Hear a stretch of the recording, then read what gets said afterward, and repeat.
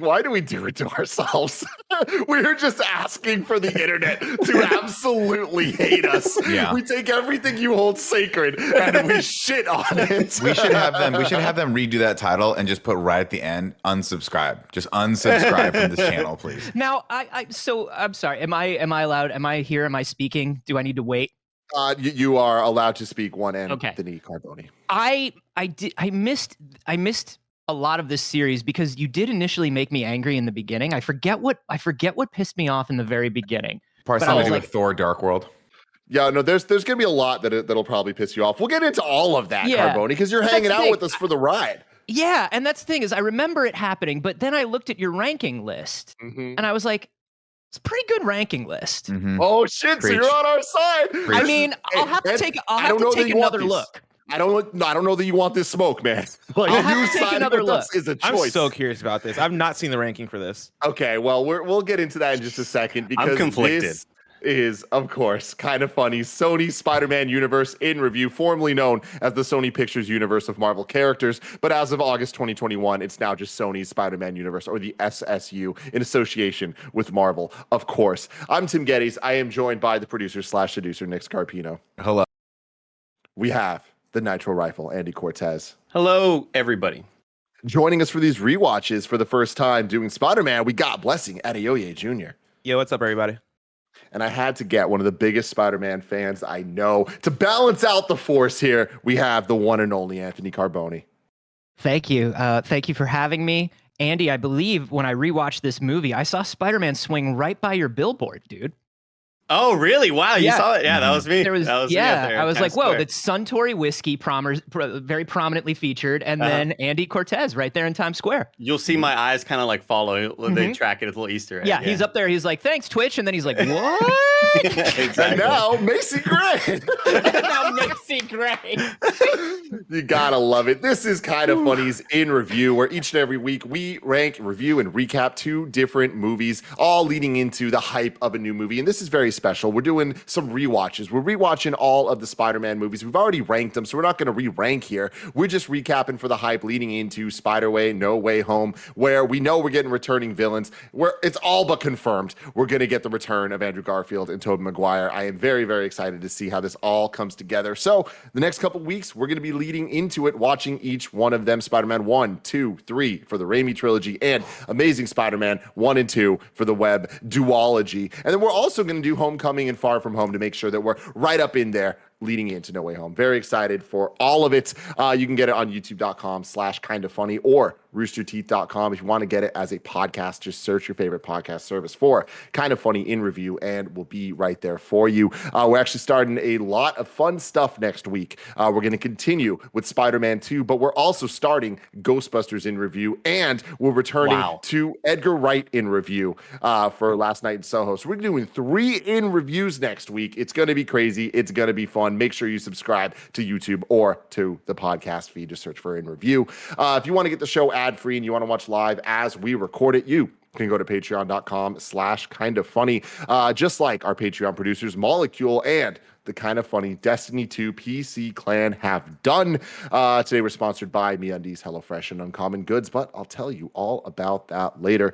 Before we get into the details of this movie, the rigmarole, all of that stuff, Barrett, can you bring up our rankings so far of the Spider-Man universe?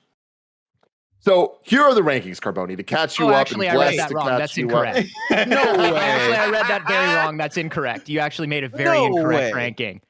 So the ranking currently stands: number 1, Spider-Man Into the Spider-Verse. Number 2, I concur. Amazing Spider-Man 2. No. Number 3, Amazing Spider-Man. Number 4, Spider-Man 2. Number 5, Venom 1. Number 6, Spider-Man, and number 7, Spider-Man 3. Wow, Venom 2 1 above this movie. I can't believe that. Yeah, we fucked This is a up. wild ranking. And when you said that people were mad, now I remember why people were mad. I Yeah, can't they believe should Amazing not. Spider-Man 2 is number 2 on this list. That's I- ridiculous. That is Amazing insulting. That is- Spider-Man 2 shouldn't even be number 1 on a list of Amazing Spider-Man movies. Exactly. Like that. Amazing Spider-Man 2 is bottom 3, arguably. Actually, we voted. bottom 4. We voted. It was a team effort, and it got there. You can complain about the list all you want, but the numbers, And the I will. hands, they I speak for will. themselves. But that's why we're doing the rewatch, to find the fun in all of it, to remember the things that we do enjoy about these movies. Remember, Venom 2, we didn't come to a conclusion because Greg didn't watch it, and our votes were semi-split with both Andy and Nick putting it down at number 8. I put us in the me- color blue because we love the color blue. I hate you so Our favorite much. color blue. Me putting it at number 7, and Kevin putting it at number 5, which is hilarious. And that just shows how much Kevin really does not like the Sam Raimi movies, which is why he's not on these rewatches. He said, I'm not going to be a part of this. And I was like, you know what, Kev? Good for you. Good for you. So yeah, this is the context that we all have going into Spider-Man, with a runtime of 2 hours and 1 minute. It was released on May 3rd, 2002, which is so long ago. Directed by Sam Raimi, who directed the entire trilogy of the original Spider-Man movies and is returning to superhero-dom next year with Doctor Strange in the Multiverse of Madness, which unfortunately was recently delayed to May 6th, 2022, but we can wait. I'm expecting some magic from that It's one. gonna be so good. It's gonna be so good. You know, going back and watching these, like you said, 20 years ago. We're getting up to 20 years since this movie came out, and like, this movie is a very Sam Raimi movie. You know, his roots in horror, in genre, and in old style film, and that comes through. And maybe in the years now that we've had an MCU, that stuff feels a little hokey. But watching this movie and remembering how this movie felt in a vacuum 20 years ago, and like as a movie where only Spider-Man exists, there's a lot of wonderful stuff here that works really well that I didn't like 20 years ago that I now like more. Don't Thanks for forget, being though, don't forget, and I'm sorry to disagree with you here, or correct you rather, but it's not just Spider-Man that exists in this movie. It's also Julia Roberts and Superman. Yeah, Just throwing that out there. Don't forget, they make a Superman reference they in couldn't this movie. say that now. They No, couldn't they say should it not. now. Not without DC being like, get the lawyers. Let's go. But I also want to say that up until now, and this is some credit that you've also got to give this movie. We had just gotten X-Men the year before, which I would say is the first good modern superhero movie, right? Up until that, like our we had the first Batman, which was universally everybody loved. The second Batman, which is the greatest Batman movie ever made. I didn't watch your in review. Leave me alone. But like up until then, the last 4 horror movies that we had before, or last 4 comic book movies that we had were Spawn, Blade, Great movie. Mystery Men, and Yep. X-Men. So that's where comic book movies were. What coming about into Blank this. Man? No. What about Blank Man? Yeah, don't count out Blank Man. I think Blank Man was more came of a a couple parody. years before and still works. I will say, don't sleep on. I would say this though. Whenever anyone brings up Blade, everyone always thinks that Blade is in that group of like quasi bad superhero movies, but don't sleep on Blade. It's actually a pretty good No, It Blade superhero hurts. movie. rules. It's painful. We will be doing Blade in review, leading Blade into rules so the new hard. Blade, whenever that gets a date. Some motherfuckers. But always moving on try to with ice skate up. the facts here, we got the music by Danny Elfman, of course. Fantastic score in this movie, and I pray that we get it in No Way Home. When That's Tobey another Maguire's thing that there. 20 years later I like more. At the time, I was like, weak score, no theme. I remember saying this when we did this movie last time, and I'm sure in a year and a half when we review these movies again, I'll say it again. The title sequence of this, the song over that, is a banger. I love So good. Spider-Man's theme in this. I think I that is one of the apologize things that to works Danny so well. Elfman. You should, as well. I You do. should. Yeah, I do. I totally agree with you, Nick. Like the opening of this it's so memorable and so iconic, honestly. But like 2 and 3, future spoilers for movies we've already watched, they go even further with it, with like the kind of like the paintings and the flashbacks that tell the story of the previous movie. I love. I Choose a Trap. really, really hope that No Way Home does that in some way, shape, or form. That would be It'd amazing. so fucking cool. Sam Raimi loves a montage. He does, He man. sure We got a does. bunch of them. He's good. This movie had a budget of $139 million and a box office of $821.7 million. The film received positive reviews from audiences and critics. It was the first film to reach $100 million in a single weekend. At the time, no movie had done so, even when adjusted for inflation. It was the most successful film based on a comic book at the time, and it was the third highest grossing film in 2002, the highest grossing superhero film, and the sixth highest grossing film overall at the time of its release. Spider-Man is credited for redefining the modern superhero genre as well as the summer blockbuster. And I think that bit is interesting to kind of think about. When we had the 80s action movies, the 90s were really defined by the Jurassic Parks and things like that. But yeah, this Spider-Man kind of ushered in a different era of these types of movies, for better or worse. Yeah, everybody stumbled for a few years. But they were like, we got to get ourselves a Spider-Man. We got to get ourselves a comic book. And they didn't figure out how to do that for a while, but now I feel like we've got a grip on it. Yeah. Andy Cortez, I want to start with you. Rewatching this movie, what did you think? First off, I need everybody on this panel, and I need everybody in the comments to sit the fuck back and respect the rankings, okay? We are the ranking masters. That being said, I have a lot of regrets. I have a lot of regrets. Good. I have a lot of regrets. Obviously, I think this movie, it's all about perspective. When Tim and Nick used to do the show Love and Sex Stuff, they would say it's all about communication. With me and In Review, it's all about perspective. We had just come off a bunch of MCU movies that I think are very, very, very, very, very high quality. Going into Spider-Man, it feels less so. It feels dated. It feels old. But then after Spider-Man, we did the Batman movies. And then I kind of remembered the horrors of a lot of those Schumacher movies and how truly terrible those movies were. And I don't think these movies are as bad this time around. Again, it's all about that perspective and kind of remembering what the last thing you did was. I think this movie is a good movie, and I think it's still cheesy in some moments and hokey, like Carboni was mentioning. But what movie in that era wasn't? There's still a lot of really good comedic moments that are funny because they are meant to be funny, as opposed to you're laughing at it. And I think that's the mark of usually pretty decent writing. And I think a lot of the moments with J. Jonah Jameson, even there's some moments even with Peter Parker. Like I've never loved Tobey Maguire as Peter Parker. I think him as Peter Parker is fine. I don't love him as Spider-Man because when he's in Spider-Man, he always became, like in the video games, he was always supposed to be cooler in the costume. Quippier, sarcastic, cocky, and they try to do that, but I just can't picture Tobey Maguire being cool ever. So that's always been my problem. Like, I love the nerdy parts as Peter Parker. I've never loved I'm trying to be cool. Here's a quip. Oh, miss me or whatever bullshit. Like, I need a cooler actor to be that. So that's why I've never really vibed with Tobey Maguire as Peter Parker. I think this movie is, really good. I think it holds up well after rewatching. There's even some CG stuff I was kind of worried about. And I thought it looked not terrible, which was kind of surprising to me. Blessing. Yeah, I agree with the CG stuff. That was some of the stuff that I was anxious about the most going back to this rewatch, because it's been a very long time, I want to say, since I watched Spider-Man 1. And, I went back. Me and Bear were talking about this before the actual podcast. Like, I still have Spider-Man on the actual DVDs here. And going back to it, I didn't know how much of the movie I was actually going to remember because it has been such a long time. And Spider-Man 1 is probably the Spider-Man movie I've seen the least.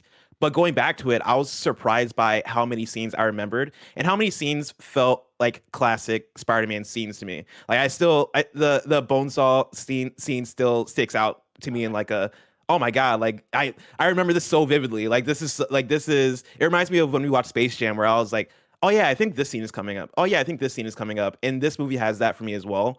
Tobey Maguire as Spider-Man, I think, is very interesting because I think it's Peter Parker hits that perfect, like nerdy, weird, kind of awkward Peter Parker very well. But then I agree with Andy about his Spider-Man. I think his Spider-Man is not all the way there in this movie. And I'm excited to rewatch Spider-Man 2 to see like how that Spider-Man evolves.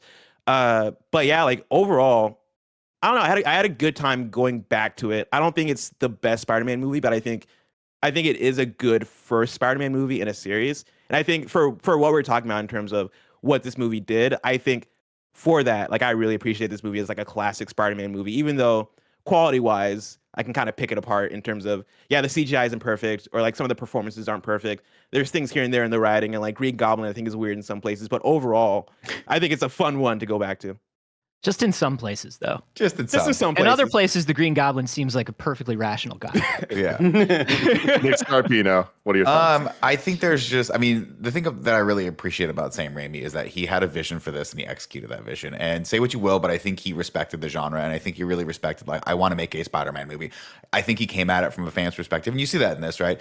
Carboni brought up, like, hey, he really loves a montage. I would argue he doesn't like a montage. He likes a collage. There's so many layered video over green screen in this, and one of the biggest laughs I remember us having, we'll see if we could do it again, is that one shot of Tobey Maguire. He just does that. He just comes in the frame for no reason above. Oh God, That is one of the best movies. is Say that what one you where he will. stares directly into the camera and Yes. puts the mask on? Yeah. Oh. So say what you will, but like this movie has a lot of like good things going for it and a lot of bad things going for it. But at this point, like in the game, watching it again, it kind of resonated with me of like, this is kind of a classic at this point. And so I think we've turned a corner on that one where I was watching it again. I'm like, I'm actually enjoying watching this from a whole different perspective now, because, you know, to Carboni's earlier point, like you don't get the rest of the Marvel Cinematic Universe without the trials and tribulations of the Spider-Man and the X-Men series, right? And Blade and all that stuff. A lot of that was like, hey, we're trying to get our footing and at least convince the audiences out there that this is a genre that should be taken somewhat seriously. And I think they did a really good effort with this. And a lot of these scenes hit. A lot of the stuff does not work. And it didn't work back then. I remember watching the Green Goblin talking to himself in the mirror, thinking like, this is the best way they could shoot this. This was the only thing they could think about on this one. But I enjoyed going back and watching this again. I'm looking forward to 2 and 3. I will say the Green Goblin stuff was so like weird and kind of like it felt like it was part of a different movie at some points. And watching Green Goblin in this movie made me really wonder, like, how are they going to do it in Spider-Man No Way Home? Because I cannot imagine this Green Goblin appearing in that movie. Like, Doc Ock in Spider-Man 2, I think has a better chance of fitting, because I think that is a really good villain, and Alfred Molina is just really good at what he does. Right. Green Goblin, I cannot imagine how that's going to look in No Way Home. They're going to have to do something with the eyes, the face. That's the thing. I- Is The like, whole costume. I'm keeping my mouth shut until we get to this part chronologically in the film. Okay. But you mean when the two masks talk to each other, and there's I am amazing. livid at the two of you right now. Okay. Anthony Carboni, what did you think of Spider-Man? Well, so you know, we've kind of hit on all the things that I really think, but I think it's important to. The jeans went out of style and then they came back into style. Do you know what I mean? Yes. Like Yes. if you watched this movie 10 years ago, you were like, how quaint. But now that it's 20 years ago, like I watched it 3 years ago, Carboy, and I was like, this movie is That was fucking terrible. awful. right. But as you keep going, you're like, oh no, there's some space to this. And also I think some huge things have happened within superhero movies and even within the MCU. You know, the last phase was all about them letting these movies have their own tone and every hero have their own tone. Thor can be weird now. This can be dark now. This can be fun. Like, and when you look at that and you look at the stylization of it, you know, it's kind of like Nick was saying, Raimi had a vision and he is an auteur. That's a guy who comes from genre film. And when you think about it, like he came from horror, he came from slapstick comedy. You know, he's one of the greats of those genres. He was a 70s kid. So we're talking about his Spider-Man was like Jerry Conway Spider-Man. His Spider-Man was like 60s and 80s animated Spider-Man when he was growing up. He would have been a little too old for the 80s stuff. So he was trying to tell this like very 70s Marvel story in sort of a timeless New York. And when you kind of look at that, I think this movie holds up so well. And I think it's a lot more brilliant than people give it credit for. Yeah, it's interesting, Andy, bringing up the context of us watching all of them within review, where we did MCU and then we did X-Men and then we went straight into Spider-Man. And I am exactly with you, where it's like doing that, I think just did a disservice for us for like the quality of these movies and what we think of them. And yeah, way separated from it now, just going back to it. It's like this movie is a classic, to Nick's point, where it's like when you look at it through that lens of like, it is what it is. And if you enjoy it for that, like there's so much to enjoy. I think there's a lot of really great Spider-Man moments, like Harry seeing Spider-Man with his dead father is like such a great thing. And it's like you immediately you feel for these characters. You're like, oh shit, how is this going to be resolved? Like you actually are engaged and care about what's going to happen to them, and you don't want Peter and Harry to like have beef between each other and stuff. But I do think that at the end of the day, for me, a lot of the elements that Sam Raimi nailed here in terms of Spider-Man are the things I like least about Spider-Man. I don't like the 60s Spider-Man. I don't like that type of dorky Peter Parker. I like it when Peter Parker is not the cool kid, but he is still just like, he's just a kid in school. Like he's smart, but he's not like this fucking mega dork that's hella awkward. And I like Spider-Man when he's quippy. I like fun quips, and to Andy's point, it's like the quips that he has in this are less like fun and cool, and it's more just like yeah. Like what somebody that thinks they're cool would do, and it's campy in a way that like doesn't really vibe with me. So I think this movie is a lot better than I gave it credit for before, but I still stand by my rankings of it at least. It definitely has, and this is some of the stuff that didn't resonate with me. And I guess I don't want to go too much into it because we're going to go through it all. But you're right. The sad puppy dog chasing this girl around Peter Parker is a little weird now. Yeah. I mean, it's weird. super weird. And like the whole plot between Mary Jane and Toby is just, it's truly bizarre that they're neighbors, and it's like, it's kind of like they've known each other forever, but it's also like they don't, depending on what scene they're in. And like we were joking that's about high it. school. You don't remember? Maybe that's high school.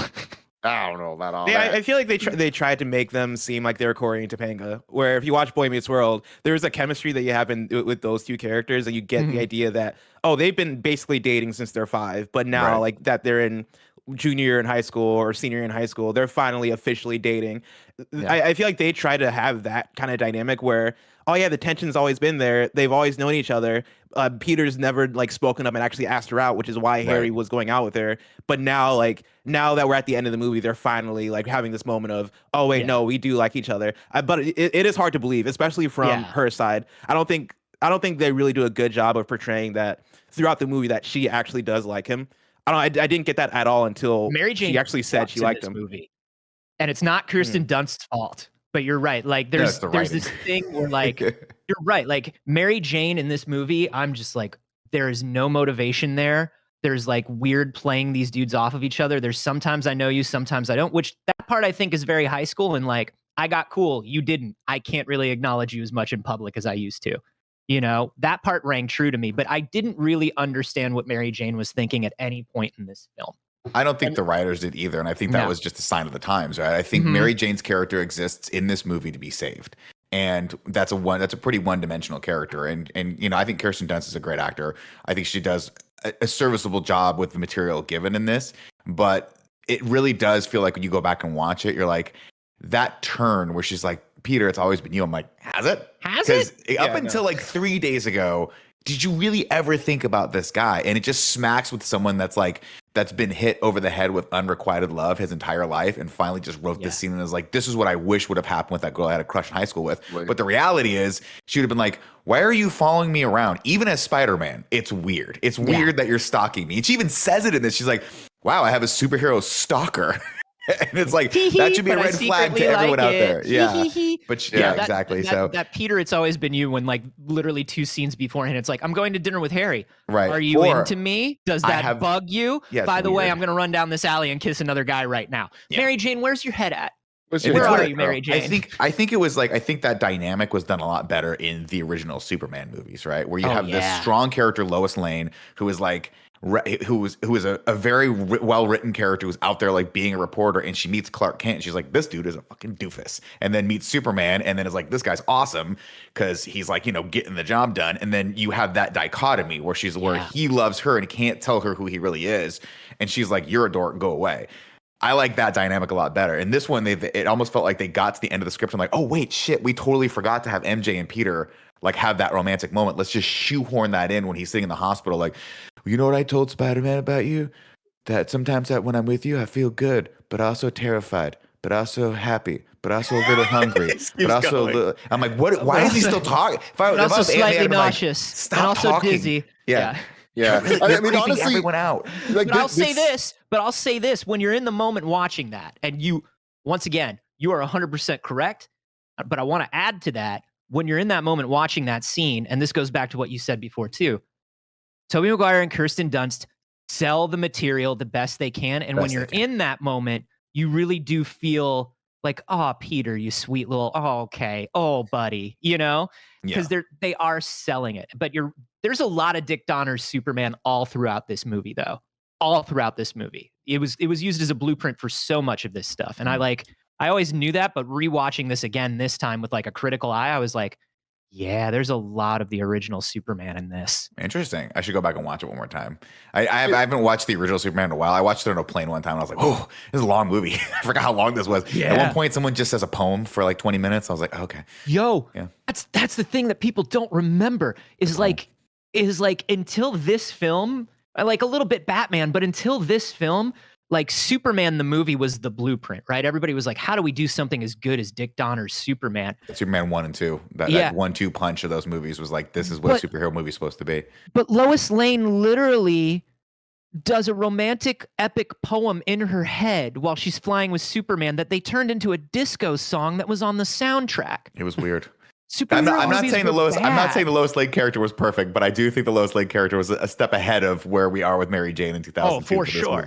That's my big problem with Mary Jane too is like I can't say that they nailed Spider-Man if they flubbed Mary Jane that bad. And not only did they flub Mary Jane, they flubbed a Gwen Stacy element. Like they took one of Gwen Stacy's the most iconic storyline of the bridge and the death, and they don't even commit to it. And then the Green Goblin in this movie, I like some elements of it. I do like the mirror stuff. And I love Willem Dafoe, but like it's a bad Green Goblin. Like when you think of Spider-Man's arch enemy in terms of what he does, but I'm saying story-wise, I can't wait to hear Anthony's take because I really want to know the argument for Green Goblin in this movie because I agree. I think he's wasted potential.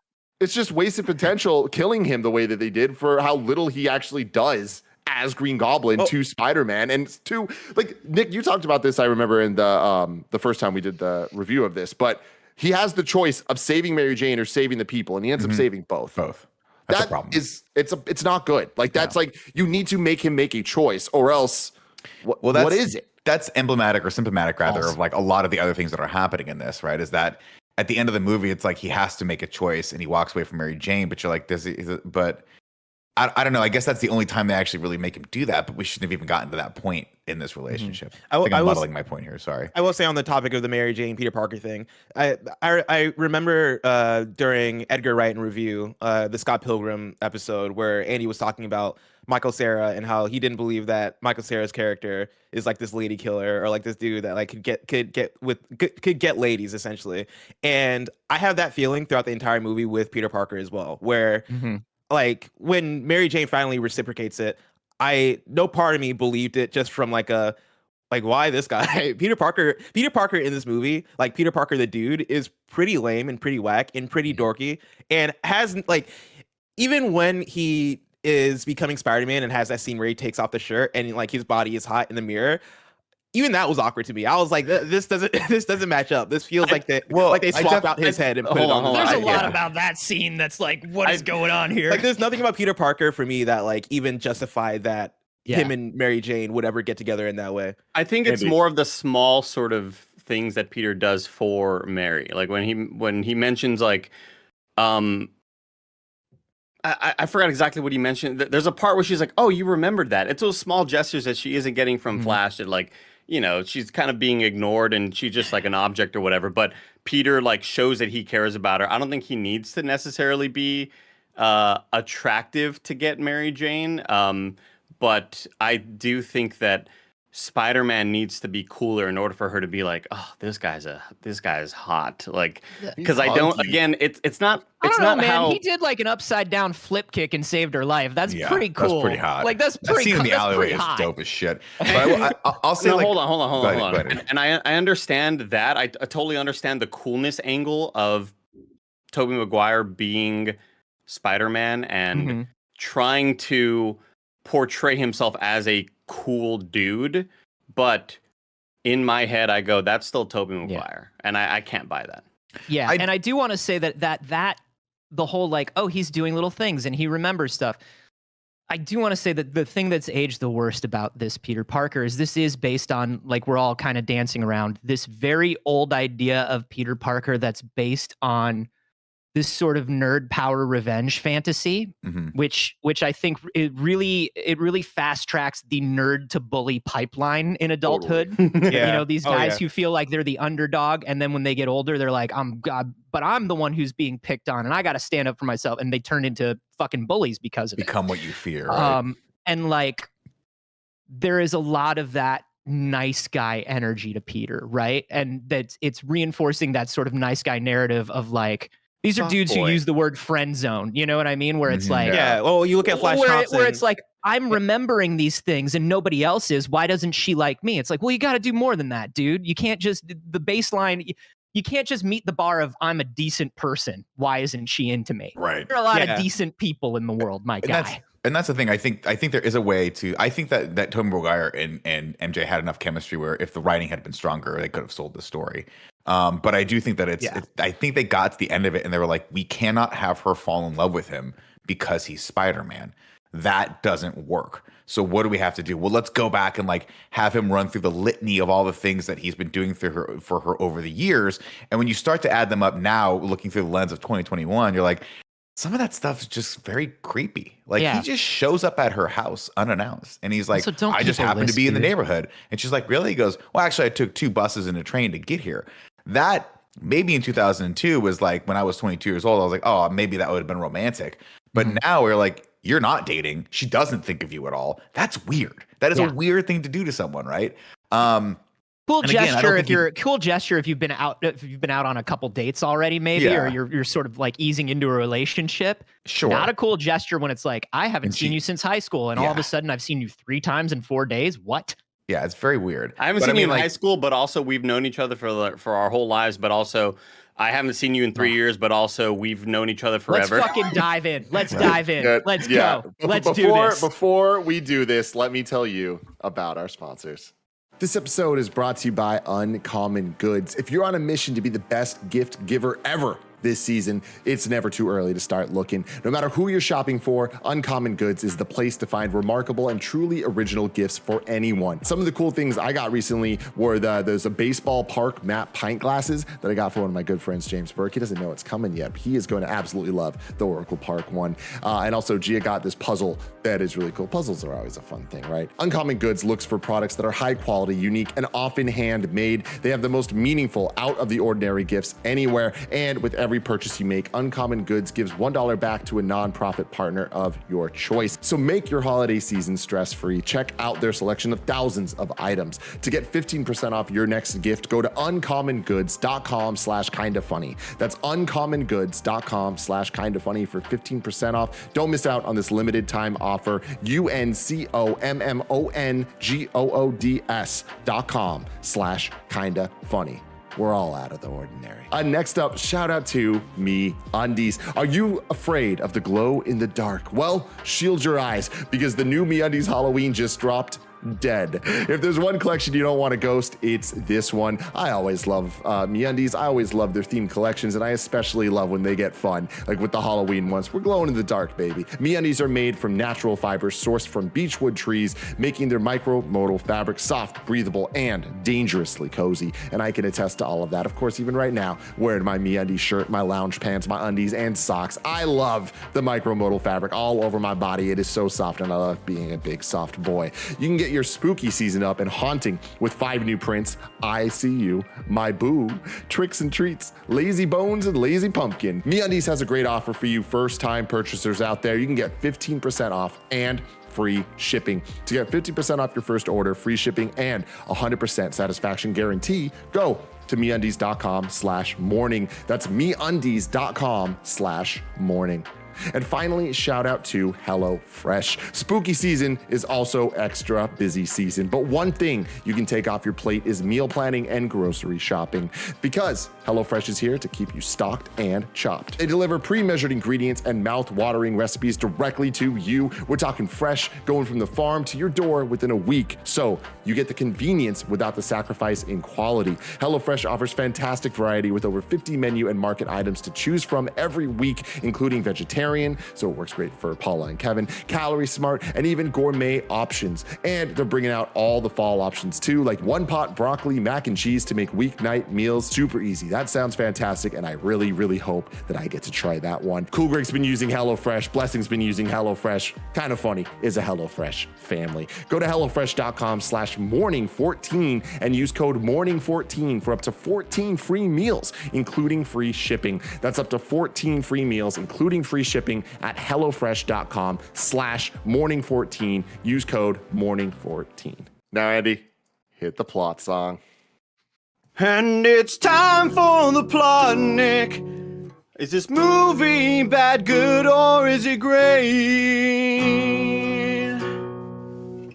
There it is. I'm watching Andy watch me, watching Tim, I'm watching us, I'm watching us. Man, I gotta do song fucking owns. this song.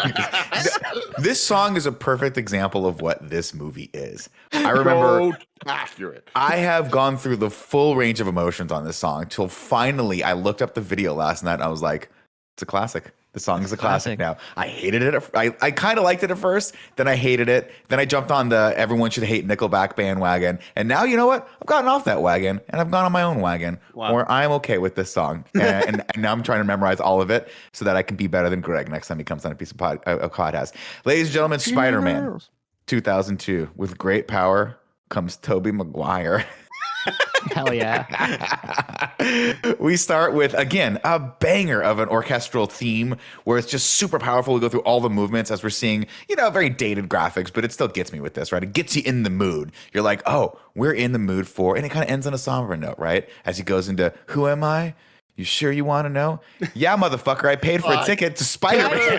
Can I tell you, though, this is the first thing that is stylistically a little weird these days, but is so 100% Spider-Man, is it's very, very rare. I mean, we get Thor doing it, but as a joke, right? And like when Thor does it, he's doing it to a skeleton that he is in jail Hilarious. with, Right. But this is like, every Spider-Man comic is about the internal narrative of it's told from Peter's perspective. Mm. You know what I mean? And so this is a stylistically weird thing, but I was immediately like, oh, it's Spider-Man when I first saw this. But it works really, really well. The thing that I hate the most about it is Toby's line delivery. It just feels off. And if you would have told me like, hey, Andy, you know how there's like a Blade Runner version where Harrison Ford is narrating and another one where he's not narrating and he hates the one where he's narrating? This feels like this is the one that he's narrating. That exact comparison. He is so flat in the booth. He is so flat in the booth in this movie. And but also like, who am I? I'm Tobey Maguire. Hey, Spider-Man. Are you sure you want to know? It's not a happy story. You could turn off the movie right now if you want. It doesn't help that the writing is not that great in this either. Who am I? You sure you want to know? The story of my life is not for the faint of heart, Tim. If somebody said it was a happy little tale, if somebody told you I was your average, ordinary guy, not a care in the world, somebody fucking lied. But let me assure you, this, like any other story worth telling, is about a girl. But that's very Jerry Conway. That's very Stan Lee. Like that's a very Spider-Man opening. It is a little corny now. Also corny when they say it's about a girl and we go to the slow-mo MJ where she's the only one in the bus that has wind in her hair. Yeah. So obsessive from Go, Peter. So obsessive from Go. We cut over to Kirsten Dunst as Mary Jane, of course, on the bus next to Deadshot himself. The Joe Manganiello. Hollywood's D&D golden boy. Deathstroke. Joe Manganiello. Deathstroke, sorry, not Deadshot. Deathstroke, right? Yeah. Seeing that, I was like, oh wait, I forgot everyone in this movie is 30. Dude, we're gonna get to that. Hold that thought, right? And Peter's like, I wish I was that guy. I'd even take this guy eating a jelly donut. I'm like, nah, bro, you're ahead of that kid. Trust me. Peter Parker chases after them on the sidewalk as the bus goes down the street, and only Mary Jane does something to help. She ends up letting him on the bus. Can I say that I love that the bus driver's in on the joke? Yeah, he fucking hates Peter. He fucking hates Peter Parker. He fucking hates that kid. Sucks. As Peter gets on the bus, of course, somebody trips him and his glasses fall off, and we're supposed to feel sorry for him here. But there's a part of me that's like this. Yeah, you deserve that, kid. You get up earlier. Get on the fucking bus. we were talking before we went live about Tobey Maguire, and I just like, he has a face in this movie that you genuinely do want to bully. Yeah. Like, even I'm like, you know, I don't want bad things to happen to him, but I'm like, yeah, if somebody on this bus punches this kid, I get it. Yeah, if I This have is to bully Carboni somebody- saying this, everyone. He didn't watch our review. This is a unique thought that he had. I'm just letting you know. Carboni, you know. Is Carboni the bus driver? That's what I want to know. Is But Carboni here's our the bus thing. driver? I will say that they do some things stylistically later. Like the way they do makeup and wardrobe on Peter later, like we are supposed to feel this about Peter. Like one of the things that I noticed even in early scenes is they let Tobey Maguire have real acne and stuff in his close-ups. But when you get to like the later scenes, like when he's looking up at MJ and Harry, and you know, he's got cheekbones, he's buff, he's Tobey Maguire. They really went out of their way to go punch this guy. Hit him. Bless him. The class, of course, is on their way to a field trip to the science department of Columbia University, where, of course, 20 years prior, Ray Stantz, Egon Spengler, developed a cutting-edge technology to deal with ghosts. The teacher here always bothered me because he looks a solid 5 years younger than all the students. I don't know. He's so much younger than James Franco. Dude, crazy. This guy reads like he's 24 and Joe Mangalano is fucking 34 years old. I'm like, it's like in like Harry Potter when they made the prefects and it's like, oh, kids ruling over other kids. I understand where we're at. Lord of the Flies kind of thing. Carboni, what were you going to say?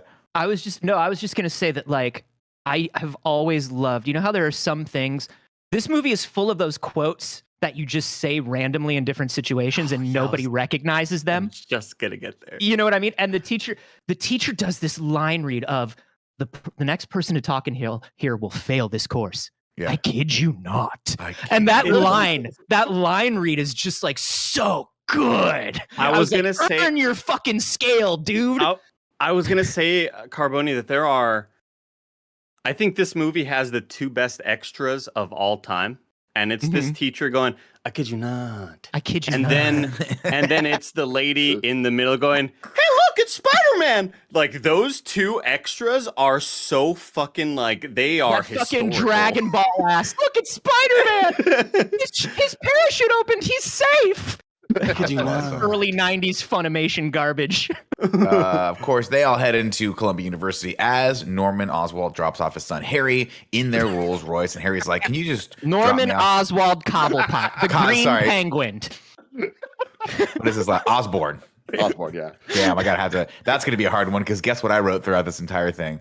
Oswald. Norman drops off Harry. We'll go with first names from now on. And he's ashamed. He's like, "Can you drop me off around the corner?" He's like, "What do you want me to trade my car in for a Jetta because you flunked out of every private school I ever sent you to?" And I'd be like, "No, I had a '96 Jetta and it had a lot of mechanical and electrical issues. I cannot recommend getting one, Carboni, unless you love buying O2 sensors." But it was a very cool car. Everybody wanted a Jetta, and I never understood why. They were very fun to drive. I will say that until it broke down. Jettas and Passats. Passats, Ford Focuses, these were the cars. In 01, these were the cars. The Mazda 6 or something. The Passat was the car that rich people had. Okay, I got a Jetta and I was like, I feel great about this. And then my buddy got a Passat and I was like, what are you fucking 1%er? What's going on? Why do we have to draw these lines? Why do we have to draw these lines? What are you? The Harry Oswald to my Peter Parker? Okay. Is that where we're gonna go with this? Is that where one slip of the tongue, blessing. This is why I don't do kind of funny games content anymore, blessing, because it's like, you know what I mean? One slip of the tongue. They never let you live these things down. They never do. So can I say that I do enjoy the being led through and being given, here are different things spiders can do. We get so much time for this origin because we've never seen it before. Right. And I forget that. But it's like, we're going to slowly let you know what's up with spiders and why they're cool and why this is about to be very interesting. I like this part. I think that I like the different spiders. I like that she explains like, hey, we're combining like RNA and DNA and stuff like that, try to figure out like how to, I don't know what the ultimate goal was of the experiment. I can't remember, but I do. Cooler spiders. It's basically like we're gonna make a super spider that's gonna kill the world. Yeah, we had you know what, spiders aren't cool enough. We gotta have cooler spiders out there. You know what there. people are? You know what isn't deadly enough or spooky enough? Fucking spiders. Spiders. But my favorite part of the scene, there's two things that I love about the scene. One is that again, the scientist, 5 years younger than everyone else, all of these students, right? Oh yeah. She has this one line where she's like, This spider has reflexes so fast it borders on like precognition, a spider sense, if you will. And I know that's a cheesy line, but I love that explanation of like why he has a spider sense later. I do like that. I cool. like that a lot because remember, like at this point in time, my mom knew a lot about Spider-Man because I was obsessed with Spider-Man. But like, if you were going to a movie, this was your holiday movie with your family, not everyone in your family liked Spider-Man. Not everybody would have understood why he was like seeing around corners and shit. So I think this was kind of cool. And it's kind of cool. It's a little bit of exposition, but it beats you over the head a little bit, a little heavy-handed, but whatever. There's like a graphic in there somewhere that is all like, spider equal super strength in spider sense and all that stuff that I actually do appreciate for that same reason. I was like, oh damn, that's pretty cool. It just says spider strength, spider jumping, precognition, Spider-Man equals Spider-Man. Spider-Man. Super simping. Yeah. Like super simping is in there. But I do like that also, like, and this is a very old school. This comes from Sam Raimi's horror thing, right? He's letting you know what's about to go down. He's foreshadowing it. But he also does this thing in the scene where after Peter gets bit, it goes down and he's like, and then it goes up to like a screen of the DNA of the spiders changing. And I was like, remember, Mom, this is how he turns into Spider-Man. Also, just in case you didn't understand, the spider actually is colored like the Spider-Man outfit. I love that too. So don't. Like, that is a nice little bit of visual storytelling to beat kids over the head with, like, this is how it happened. And a genuine good line delivery moment from Tobey telling James Franco about how they can blend into their environments or whatever. And he's like, who would want to know that? Who wouldn't? I really liked that. It's such a genuine good moment. That is such a Harry and Peter moment. And then for Harry to turn around, and we see this a couple times, for Harry to turn around and then use that. Like, Peter, you're such a nerd. Why would I want to use that? Hey, by the way, Mary Jane, here's my opening line. It came from Peter. Is such a Harry and Peter thing to establish early on. And it's so good. The character, we have not gotten some of the characterization stuff in the newer stuff like we've gotten in these Raimi movies, particularly when we start hitting the Uncle Ben stuff. So good. So good, and we don't get that anywhere else, really. That's very true. Of course, MJ, they're talking about all the 14 or 15 spiders that are there, and MJ's like, hey, there's actually only 14 here. And the lab tech's like, we play it pretty fast and loose here, guys. 14, 15 spiders, we don't know. Yeah. We don't know. Sometimes there are 14 super spiders, sometimes there are 16 super spiders. What am I? The guy who keeps track of the super spiders? Yes. Yes, you are. This is a research lab. This is very expensive. This is your life's work. Yeah. Whoops, we lost a fucking spider? Yeah. Only one of 14. It's not like it was like there's 300 spiders like we'll see in later iterations. We're like, oh, there's so many spiders here spinning web. It's not that hard to keep track of. Anyway, the spider's up in the rafters making a little thing, and it looks down. And he's like, there's my next victim. And it sees Peter. Peter, of course, spots MJ alone and asks her to take a picture for the school paper. She says, don't make me look ugly. And he says, don't worry. That horrible dye job they did on your head has taken care of that for you. Jesus. Wow. Man, I'll tell you what. I had to get one dig in. I had to get one dig in. I made one note here during this whole photo shoot scene, which is, you know what? Kirsten Dunst is so dang charming. She really is. She really is charming in this movie. She can't decide whether she has a New York accent or not sometimes. I know. Neither can James Franco. None of them can. The only one who doesn't try is Toby. Yeah. God bless him. I'm not doing it. I think in later iterations they lightened up her hair and put a little bit of blonde in it, which looks a lot better. But like, this was always one of the things that the reason I rail against this is because it's so comic book movie 1.0.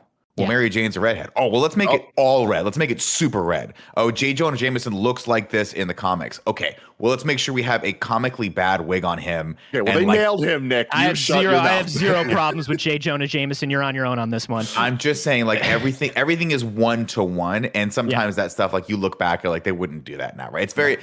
Actually, I say that they wouldn't. Well, even do that the now, wardrobe, right? We used Mary to harp Jane. on that for Scarlett Johansson's character in the first couple iterations of Black Widow, where you're like, why is that wig so bad that she's wearing? And they figured it out eventually. Yeah, but even and I think it kind of goes for the comic book look, and it sort of goes for the timeless New York, what era is this going in look that Sam Raimi was sort of going for. It was like, yeah, her hair is really red. She still kind of dresses like MJ did in the 60s, but sort of the 90s version of it. Which it's very, I don't know, it doesn't bug me so much. And also, she's allowed to dye her hair if she wants. Let Mary Jane dye her hair.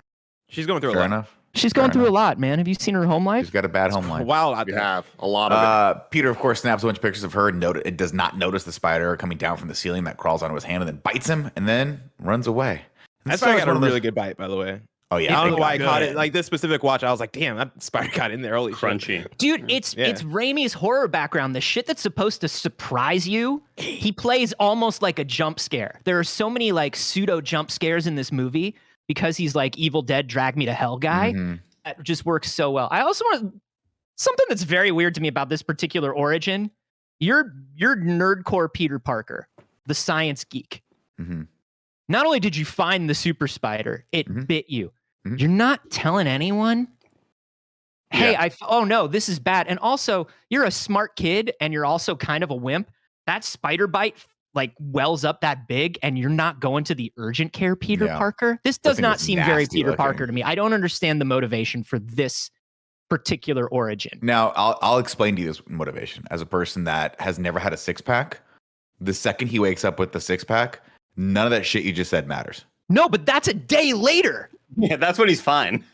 Yeah, that's fair enough. Good point. I would before we- be in such a panic. I would have called the Secret Service. I would have called Fuck. anybody I could, the CIA, everybody. Like my Yeah. hand, come over here, please. But also- it's a Claritin. It's not going down. I could see myself as a kid being bit in that situation and going, I don't want to cause a fuss. I don't want to bother anybody. Yeah. He's a Well, 35-year-old man, though. So Yeah, that's true. He does. He But has I do. healthcare and a 401k. Maybe there's something in his head like I don't want everybody else to think I'm a wimp again. I don't want to draw attention to me. I don't want people to make fun of me for this. But like, I don't think it actually started They to could have get. tagged that a little bit. You know what I mean? To make me understand it more. Yeah. Well, I had the feeling that the situation didn't really get dire until he like kind of headed home, and at that point he was so under the weather that he just collapsed. Because I don't think we don't see that. We don't see that welt on his hand until he's like grabs the blanket. But he's and such pulls the it down on sweet top of boy. He's himself. such the sweet boy nephew, though. He's not going to go right home to Aunt May and like put his head in her lap and be like, "Make me some soup."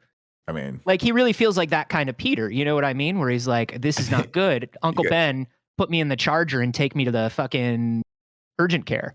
I mean, I feel like it did a good job too, showing him as being kind of separate from his aunt and uncle, because they were having that talk of like, we got to get closer to Peter. Like, what's Peter up to and all these things. And so Right. I kind of believe that he gets home and doesn't really want to bother them either. That's fair. That's Fair. Maybe he's just got that thing where he's like, I don't want to be a burden to anybody. I think he's just a teenage kid and can't communicate. The bigger question is this: at some point where you realize this is the spider that did that to you, do you go, I have to go kill that spider so no one else can be as cool as Spider-Man? Like, because that thing might bite the lab tech, and all of a sudden she's like, you're like, oh shit, now I got more Spider-Man.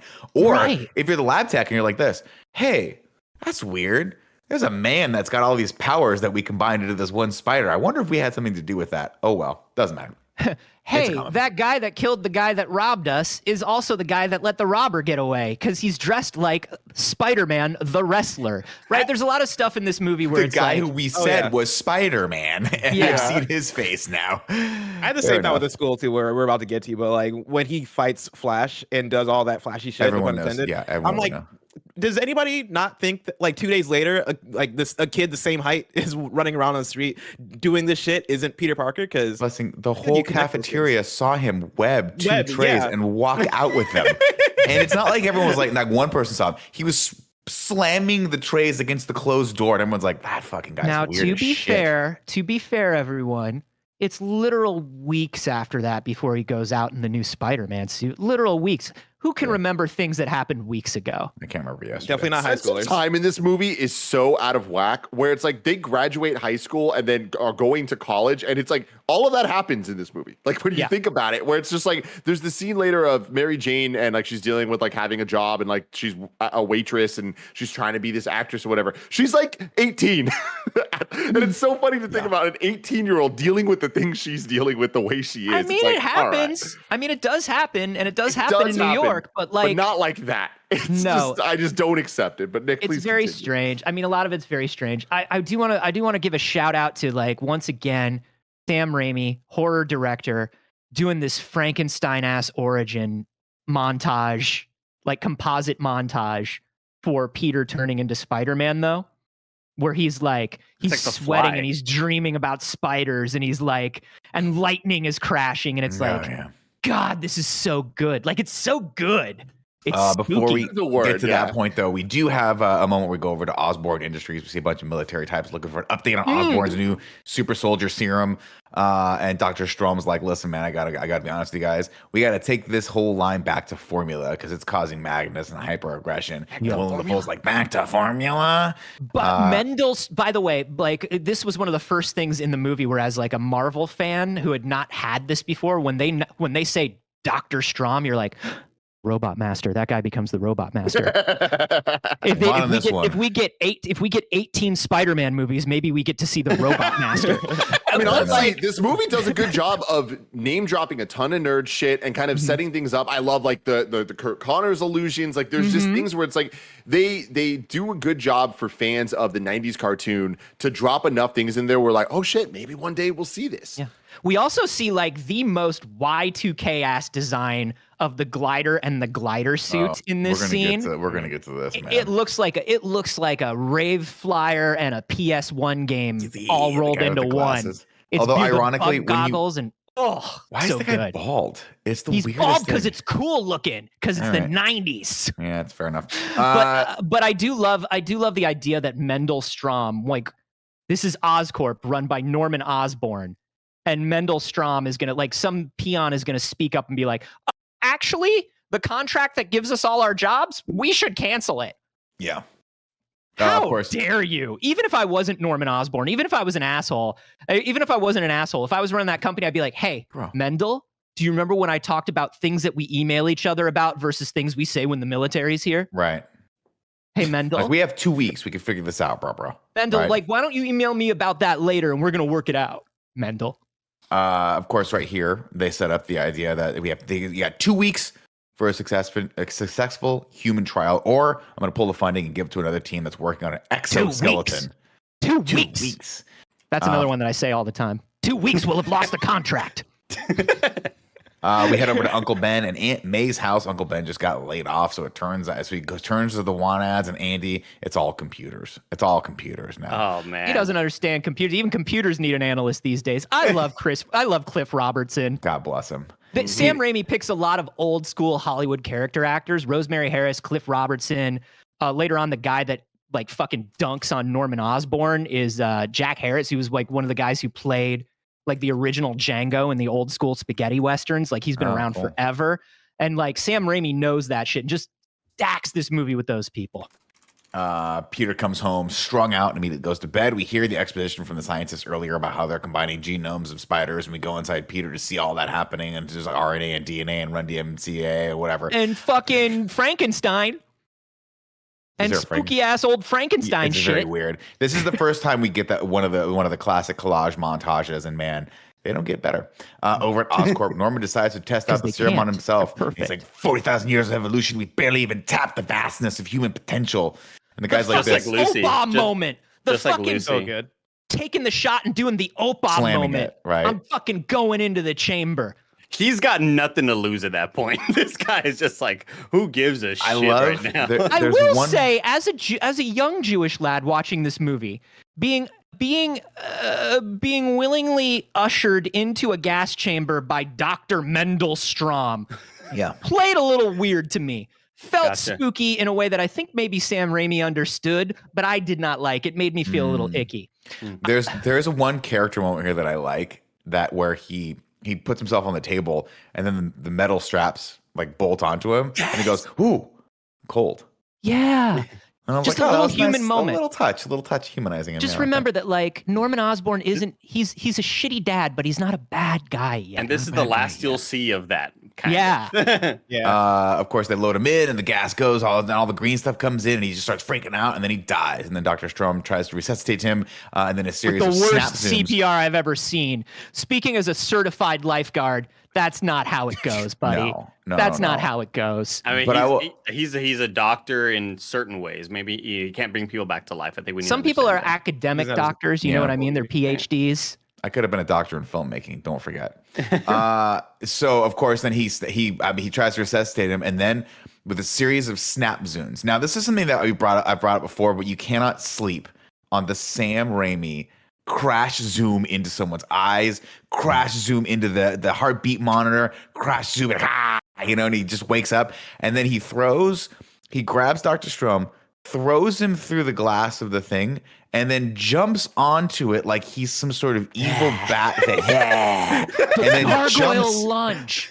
lunges after him like a spider monkey. And that is how we leave this scene. Listen, y'all that are hating on Willem Dafoe and the Green Goblin in this film, holy shit. He lunges like a bat. And is it a little funny? Yes. Is it a little fucking freaky? Yes. Is it a little scary? Yes. That's Sam Raimi. Willem Dafoe is doing the most Broadway Jekyll and Hyde shit that I've ever seen, and he is crushing it. The fucking Willem Dafoe knows what he looks like. Willem Dafoe's seen his face in the mirror every day of his goddamn life. He knows that when he goes, Willem looks Dafoe in real crazy. life, he's a super nice guy, real chill, but he knows cool. what his face looked like, and he fucking plays it up. He even got a little ripped for this movie. Did you notice that when they strap him in? I'm like, Willem Dafoe getting a little ripped. It's great. Yeah. I mean, I'll tell you guys right now, Willem Dafoe, you guys are all at a fucking 8. Willem Dafoe at a 19. Yeah. You guys need to get your energy up to that. Which I love. He's And from a different movie. I want to be clear about this. I love Willem Dafoe. I even love many elements of his take of the Goblin in this. I just think that the writing does not back it up. There is no consistency, and I would rather see much more of a duality between when he's crazy and when he's a normal person, because the normal person it cuts back to is also just the dude that's a total dick to his kid, and those two things don't feel consistent at all. When we see him in the mirror and he's kind of like quivering and cowering, it's like that doesn't seem like the same man. Like, Still dick, yeah. Peter wakes up the next morning jacked and no longer needs glasses. Andy, do you think there was a part where he was like this? God, I'm jacked. And he looked at his bicep and he kissed it. And then he went over to the slide ruler that he has stapled to his door and he's like, fuck, still short. Yeah, that's always the worst thing. That's my fear. That's my greatest fear, honestly. If I ever do get bit by a spider, wake up super jacked, still short. I just want to say that canonically in the 80s and 90s on the old Marvel cards, Spider-Man was 5'8". Spider-Man used to be 5'8". Average height, yes. Yeah. guess And now- how tall Great height. Tobey Maguire is. Perfect height. 5'8". 5'8", baby. Wow. That's what I'm saying. Wow. And now What a it's king. like, no, I wish I was think 5'8", they've not changed 6'2". it. They changed it now to where like he's 5'10", and I was just like, why are you leaving us behind? Why are you leaving us all behind? I like my Spider-Man. I'm not dead yet. Yeah. I'm not dead yet. Let me have this. He runs out of the house as Uncle Ben reminds him that they're painting the kitchen right after school, and to which I would have turned around and replied, what are you going to do for the other 9 hours that I'm at school, Uncle Ben? You're unemployed. Get your ass in the kitchen and paint it that hideous green color. That's extremely rude, Nick. It's true. It's That's true. But I extremely mean, rude. Maybe he's looking for a job because he's unemployed. Maybe he's also 70, Nicholas. listen, so old. Listen, I'm He's just so saying old. this. You got to when you got an old dog, you got to keep walking that thing, okay? Or else they're just going to drop dead right on your stoop. Maybe he's going to take a computer class. Yeah, that'll go well. That's going to go real well. He's But going I just love the Peter, I'm learning hey, Python. Michelangelo. Like I love that he's just trying to be sweet all the time. Of course. Peter, of course, spots MJ running out of the house with her deadbeat dad yelling at her. He practices and he's like, Peter okay, Parker in a velour shirt and distressed jeans because it's the year 2001. God bless him. He practices what he's going to say to her, but her friend ends up picking her up before he can say anything. And then he looks over and sees the bus leaving him behind yet again. Of course, this time he runs after it and he slaps the side of the bus, but his hand sticks to the poster that's been delicately taped to it. And he's like, oh, that's weird. What the heck's going on there? Harry finds his dad sleeping off the green gas hangover, and Simpkins comes in to tell him that Strom has been murdered and the flight suit and the glider are missing. And he's like, what? At lunch the next day, MJ slips and Peter catches her and all of her food. And I remember, Tim, was there a moment of trivia where you said they did this shot practically, where he catches the food on the tray? Yeah, it was practical. It was like 100 takes or something, but that's why it looks the way that it does, which is like pretty cool. Not worth it. Her hair lost the color of dye because of how long they waited while filming. Yeah. You forget how this movie at the time did have, I think, the most special effects shot of any movie ever made, but it also like CG special effects shots, but it also like was right on the edge of when you could do a lot of this stuff believably with CG. Yeah. And so it's surprising in this movie what is and isn't CG a lot of the time. Well, it's funny too is with that how I think that it's all the practical stuff that holds up the least in this, like the goblin suits or the way they move and stuff. Where the CG, it's like, it's actually pretty damn good. I will disagree with you wholeheartedly when we get to that point. Tim. CG Peter Parker climbing up walls and running That's the part I'm is talking really about. doing the most. that is It's the really doing the most. Gotcha. It's so it reminds me. I'll I never hate that, forget. I'll never forget. I'm sitting there watching Matrix 3, and they cut, and it's the part where Neo's swinging the thing around, and it looks like someone hand drew it. It was so bad. This somehow worse. But you know what's even worse though is, and I'm sure we'll get to it later, but the practical version of it, which is just the dummy mannequin Yeah. swinging through. Oh so. yeah. Never noticed that. I don't know what you're talking about.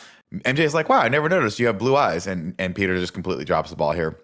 Yeah, Things sure. keep sticking to his hands, and he finally notices webbing coming out of his wrist, which he accidentally shoots at a tray of food and then pulls it back and slams it in a flash. And this time, Joe Magnolano is like, I'm not going to take any more shit from you, Peter Parker. But Peter walks away back to his locker.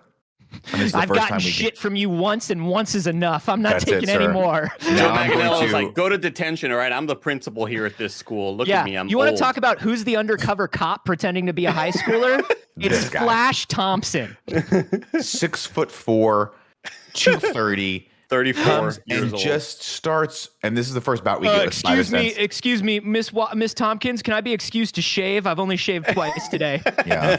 So I gotta go pick up. So excuse me, Miss Thompson. I gotta go pick up my kids and their grandkids from fucking school right now. That's how old I am. Of course, we get the Spider Sense scene here where Tobey Maguire is like, whoa, he thinks like he's like, whoa, and this close up on the eyes, and you see the spit wad, which looks love so that. unbelievably bad CG going past. But I do love it. I love like the paper plane and all that. And I just love this shot as establishing Spider Sense because it's such a hard thing. I mean, before we had 18 Spider-Man movies, and you're the first director that has to show what Spider Sense looks like. Well, it was How do always you- in like, the how do you do cartoons. You remember in the early cartoons, it was always like lightning bolts coming out of it. You're Jazz like, oh, hands that's above his Spider-Man. head. Yeah, very cool. Yeah. I like this scene. This scene to me is emblematic of the movie of when we say it's classic. Like this is one of those classic scenes where it's like it's cheesy, it's corny, it doesn't hold up in so many ways, but it still really works, and I still really enjoy it. Yeah, love I mean, I think for me that's what makes me really love this movie is the fact that when I think of this movie, I think of it as a collection of moments as opposed to the different parts, which looking back at it are pretty messy in a lot of instances. But when you look at the moments, right, like this moment going into like the Bonesaw stuff, into like him swinging for the first time, into him learning how to be Spider-Man, that's the stuff that makes this movie special. And so like this I feel like is one of those iconic special Spider-Man moments. I think that's why we've never, everybody's like, I don't need to see another Spider-Man origin. Is like this movie just fucking nailed it so hard. Exactly. I also Nico don't. Tess. I feel like it could have been cheesier, and there would have been moments in this sort of establishing moment that make it feel not age as great. But I think what kind of just makes it work, dialogue and writing wise, is just the Harry, go help him. And which one? Like after he does this, after he does a backflip, I think that's a clever line right there, and it doesn't feel. There could have been a lot of other takes that they could have done that would have felt really shitty and like, ooh, might have needed another one there. I thought they nailed it right there. Yeah, the way Peter acts in this, the physicality of Peter in this fight is very heightened and stylized and very Raimi, and they would never do something like this now. Now it would be like he would just more subtly do this, and he wouldn't do front flips and back flips and all this shit. But I think this scene still works. It's heightened, but it still works. I do, and I like it, right? I like the slow motion, like, and granted, it's Tobey Maguire is like looking at it, but as the punch goes past me, it goes, oh, Yeah. it gives that look. It sells the fact that he can do these things he can do because he moves so fast and has these reflexes that are so fast that everyone else seems like they're moving slowly. And he's surprised, and it does that look that he does sells that he is also surprised by it. And this is more reflexive now than anything else. Yes. And then, of course, we cut back and Joe Manganiello just throwing hands at Peter. Oh, my God. To the point where I'd be like, loved how much he was throwing hands. dude, he's throwing to the point where I'd be like, somebody needs to call the security, because this dude's going to murder Peter Parker. Call the right? FBI. Like we need armed forces here to stop this fucking adult superhero. A 30-year-old MMA fighter has snuck into Midtown High. What are we gonna do? This fresh He's wearing fight a for leather his wrist cuff and a wallet chain. He's trouble. He has so much gel in his hair. I can't even. It might be a flammable issue. Of course, Peter does like a quadruple flip over him. At which point, I'd be like, "Gonna remember that. I'm gonna remember that because that's not something a human being can do." I And then wonder Peter, who Spider-Man is. Exactly. And then Peter one punches him down the fucking hallway. And this is the point where I turn a corner on the kids in this school. Because up to this point, I'm like, Peter's he's supposed to be a dork, right? Everyone picks on him because, he's a dork or whatever. But then after he beats Flash, a person that if I was seeing these two fight, I'd be like, this dude's going to murder Peter Parker, right? I'd be scared for Peter. Peter beats him and everyone turns on Peter and goes, what the fuck, Peter? And I say to myself, maybe Peter's the good one and everyone else in the school sucks because nobody came to help him and everyone thinks he's fucking weird. Yeah, I'm like, are you kidding? I'd be like, dude, good job. You just beat that dude's ass. Peter, in this school, we let Flash Thompson hit all of us. Whoever he wants. Flash that's the way it goes. Exactly. What are you doing, Peter? You know how we do things. MJ's like, later she's like, you scared us, Peter. I'm like, you were scared? This dude's twice as tall as me. Anyway, Peter runs off and discovers he has little hairs growing out of his fingers. And he's like, maybe I'll try climbing walls with these. And then we get the shot of him climbing the wall for the first time. And he goes up to Nick. Just do it. How's it look? Okay. So good. So good. Here's what I'll say. They famously hired a bunch of Cirque du Soleil acrobats to be Spider-Man when Spider-Man is in the suit. And Tobey trained with them. And I want to give Tobey the benefit of the doubt and say, maybe this was pre-training. It is a little... He's doing Spider-Man from the comics. He's doing a very Todd McFarlane. I'm only resting on my fingertips and stuff. It do look a little odd. He do look a little bit like somebody was like, pretend to be a delicate poodle. No, you know what it reminded me of? It's like a cat pawing at something for the first time. It's like, I don't understand this thing. Yeah, and I mean, if you think about it, that motivation is cool. He's like, oh my God, I can't believe I'm doing this. Is this how I do it? This is crazy. This is weird. But somebody watching the monitor should have told Tobey that, like, maybe, I don't know. You can go be a little more aggressive about it, Tobey. You can go full palms or maybe change the look in your eyes or something like that. Change your face. Change your face. Just change your face. But I think the rest of this is so good though. And that's the thing is like, it looks weird and it ages a little weird, but God, just that moment of classic. Oh my God, I'm doing the thing. I'm doing the thing. He manages to get up to the roof. Where then he looks over and he's like, huh. And he tries to coax the webbing out of his wrists with a barrage of catchphrases, not the least of which is Shazam. Yep. He says Get a little Shazam in there. Up and it's like, and away. It's like we almost got it. We almost got it. Sam Raimi like understood comics to a certain point, did not quite grasp the clear delineating line between DC and Marvel at this point. But really, now, Tim, who did? Can I say? I'm pro organic web shooters. Me too. Thank you, Carboni.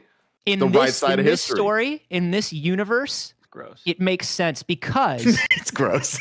Well, it's fucking gross. It is disgusting. That's Sam Raimi. Everything we see, remember, like when we see how he sticks to the wall, it's these terrifying little, things that come out of his. Yeah. Sam Raimi is embracing how horrific it is. Like, Sam Raimi watched every version of The Fly because he's Sam Raimi 100,000 times. And he's like, this is the movie I'm making. But the reason I like organic web shooters here in a non-MCU setting is this is not a world of super science. This is a timeless, sort of stuck in the 80s New York. And if Peter Parker had created these web shooters, Peter Parker's family would not be poor.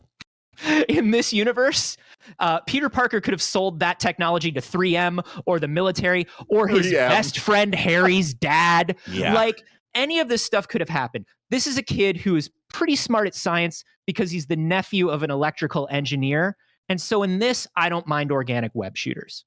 In the MCU, I like super scientific Peter Parker who creates his web shooters. But if you're not doing the rest of the Marvel universe, I think this is fine. It could be for me that Tobey Maguire is more dorky as Peter Parker than Tom Holland is. But in this movie, I see Tobey Maguire. I think it's established really well that he is really smart, and he's talking to Norman Osborn. Norman Osborn's like, God dang, you read that shit? Awesome, that's fucking really impressive. And he knows about spiders, and I think it's pretty well shown that he's a smart dude. I would have loved for it to have been like oh my god, like I'm splattering out like fucking shit out of here. How can I harness this into like a solid stream of something? Like In the something like that. original James Cameron draft, he does that. He has Really? uncontrollable, and the spider and the web shooter actually protrudes. It's even more horrific in the original James Cameron draft, but it protrudes out of his wrist. But he creates the web shooters to actually focus the web spray, and solid so like stream. Yeah, so something like I get what you're saying, and buddy, you're kind of like James Cameron. Wow.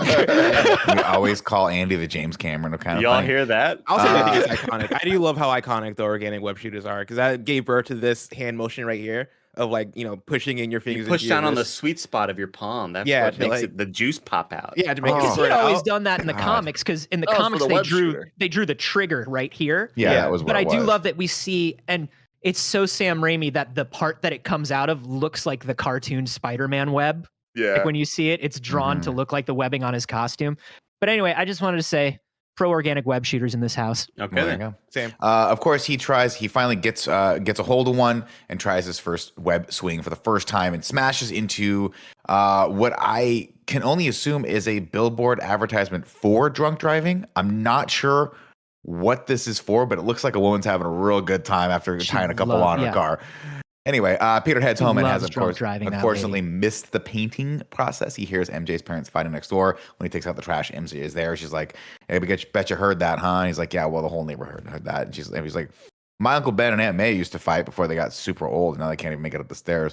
Peter wants to move into the city, and then they start talking about what they're going to do after graduation. Peter's like, "I'm going to move into the city and get a job as a photographer and work my way through college." And she's like, "I want to be a famous stage actor." And Peter tells her, "That's perfect. You were awesome in all the school plays. I cried like a baby when you played Cinderella." She says, "Peter, that was the first grade."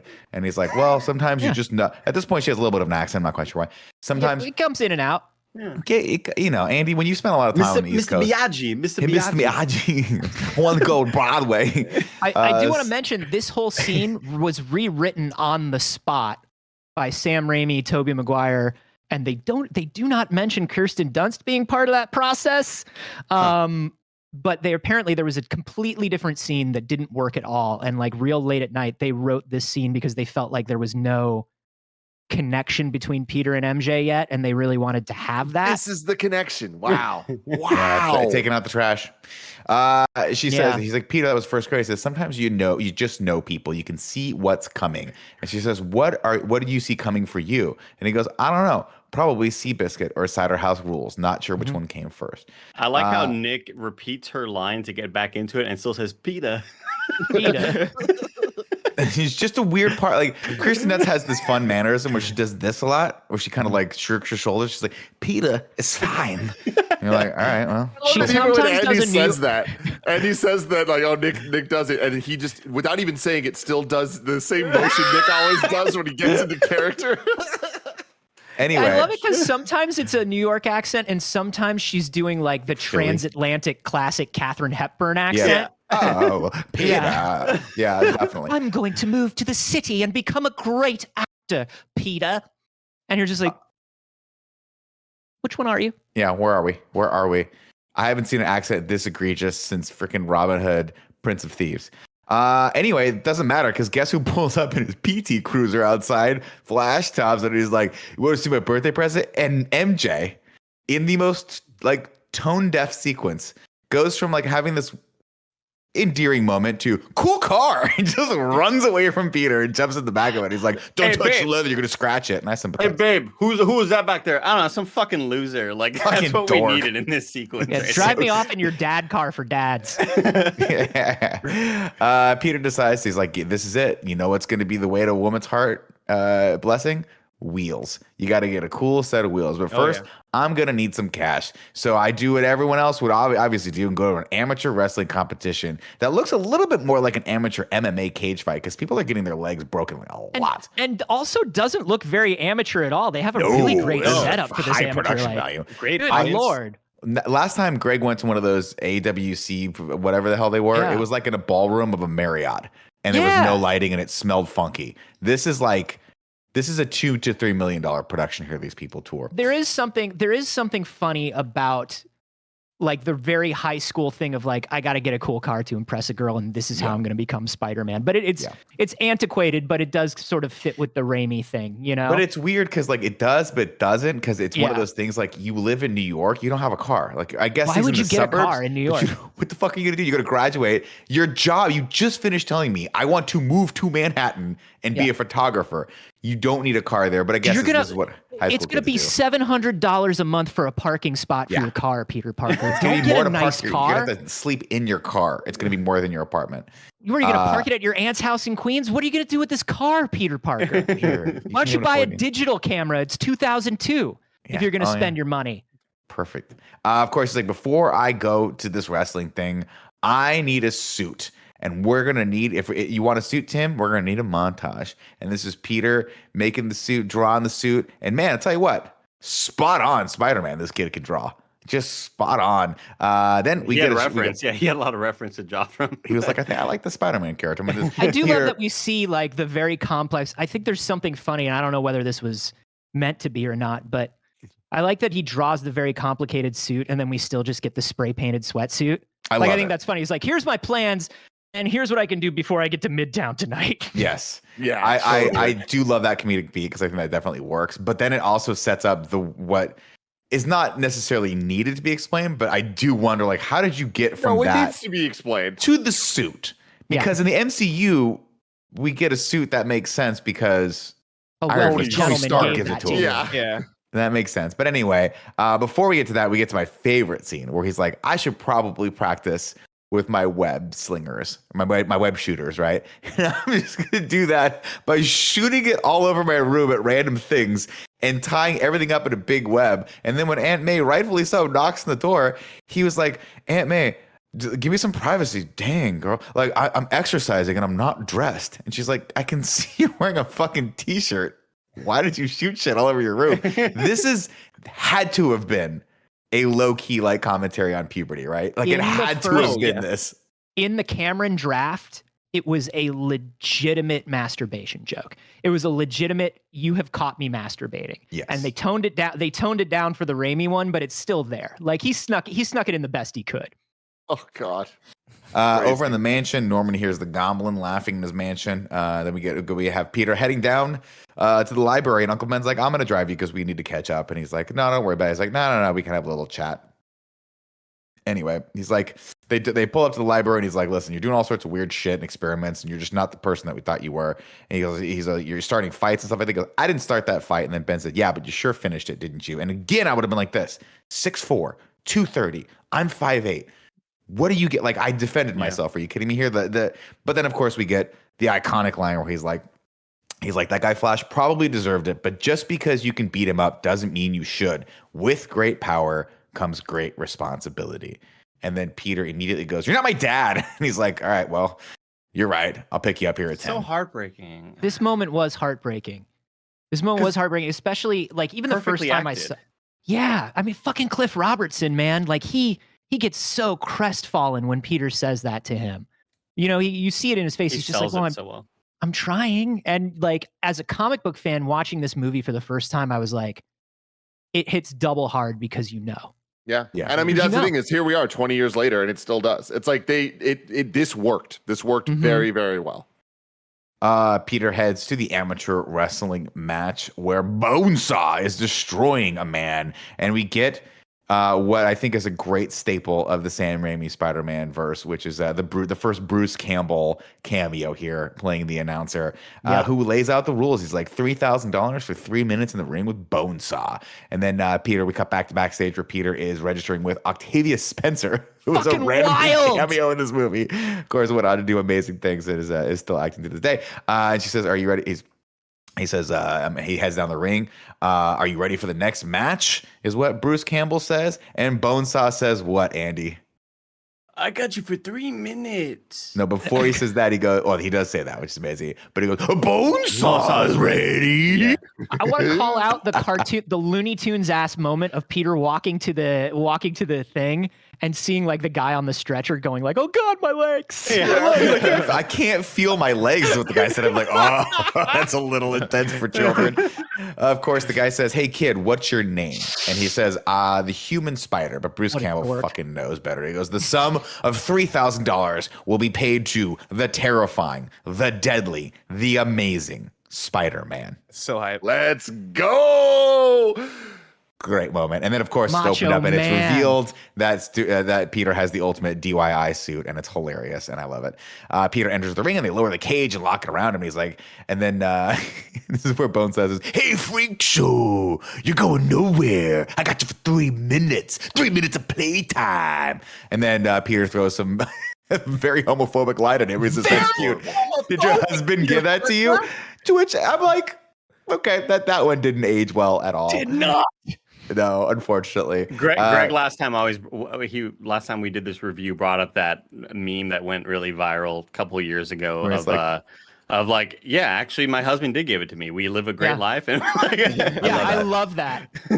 That's my favorite bit. It's like, yes, he did. We're very much in love.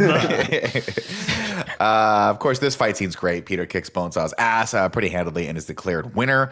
People start shouting Spider-Man, Spider-Man. And then I think at one point someone says like something Spider-Man. Like you kind of get the cadence of the original Spider-Man song in the chat and the chants here, which I thought was a fun little touch. But when he goes to collect his money, of course, the guy stiffs him. He's like, "The deal was for $3,000, 3 minutes, and you pinned him in 2.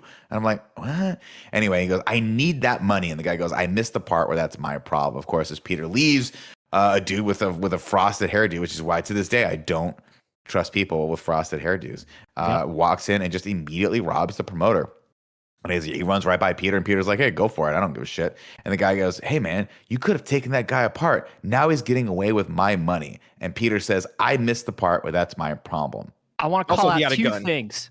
Also, he had a gun. Exactly, right? Like, that man would have shot me. Like, fuck you, dude. I want to call out 2 things. I want to call out the cop going like, "You could have done something." And like, no, dude, that was an armed robber. Shut up, NYPD. Yeah. Do something. And then number 2, the melodramaticness of this entire scene. The robber's running. Peter slowly stage steps out of the way. The robber takes time to go, "Hey, thanks, Peter Parker, buddy. for doing this." Yeah. For me, a robber, remember my face. Mm-hmm. And then the door closes. I'm just like, and then we hang on Peter's smirk at the end of this scene. Like he's going to be evil. Yeah, as like fucking violins play a spooky chord. I'm just like, I understand the importance of this scene, and I understand Sam Raimi, and I will defend Sam Raimi until my death. But you either need this scene directed the way it was, or Peter's black and white flashback that happens 3 minutes from now. I don't know that you need to tag both so hard. Yeah. Oh my God. Yeah. And especially because they double down on the slow-mo. "Hey, thanks a lot, buddy." They use a different take. Yeah, it's They so use a weird. different take where the guy like practically shakes Peter's hand in slow motion and shit. The So city's ridiculous. proud to have you or some shit. I will say the percentage also kind of pissed me off. Like I owe you $3,000, but you only wrestled for 2 Here's minutes. So 100. here's $200, and it's like, no, that's $2,000, bro. What kind of Like, curve are we grading on? yeah, that's Yeah. a wild curve right there. There's just a theme in this movie of Peter Parker being handed $200 by people who owe him way more. Way more dollars, yeah. Of course, Peter leaves and runs. When he gets back up to the world, he runs into a big crowd that's surrounding someone. A man's been shot by a carjacker. As Peter pushes through, he realizes that man is, in fact, Uncle Ben. And he goes, "Oh, no, Uncle Ben." And Uncle Ben, just a bang-up performance here by this actor. He just looks like, "Peter." He doesn't say it like that at all. He goes like this. Andy, he goes like this. He goes like this. Peter. Hide my porn, Peter. And then he dies. Nicholas Sound like that at Scarpino? all. Peter. No, this is a beautiful Nick Scarpino. No, Peter. No, Meanwhile, this it is cuts a over beautiful to Tobey moment. Maguire, and it's just ugly crying Tobey Maguire. Yes, And it is. It's one of those things where I'm like, all right, Toby, that's 100%. Let's back this off to 10%. Give me one man tier that just goes down. You son of a bitch bastard, Nicholas Scarpino. Absolutely Oozing out not. of every orifice in Tobey Maguire here. His ears are You wet. move along because this moment is fucking beautiful. And 20 years later, as I'm an older person with even more empathy, this hit me even harder. And you are a mean man. There, I said it. You're a mean man. What you need to understand is Nick got it so atrociously bad the first time. And when he repeats it, he thinks he's getting closer, but it's just like it's still as bad. But for the first time to be Peter. Why you sound like Joe from Family Guy? Hide my magazines. Hide my magazines, Peter. Hey, Don't Peter, let Bonnie's May look gonna under be the home bed. later, Peter.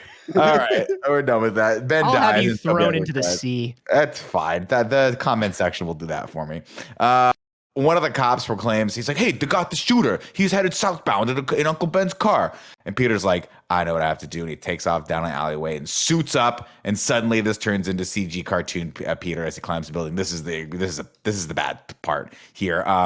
He gets the beat this is like the thing you get before the PS1 game. Like that, just like a quick little cut of it.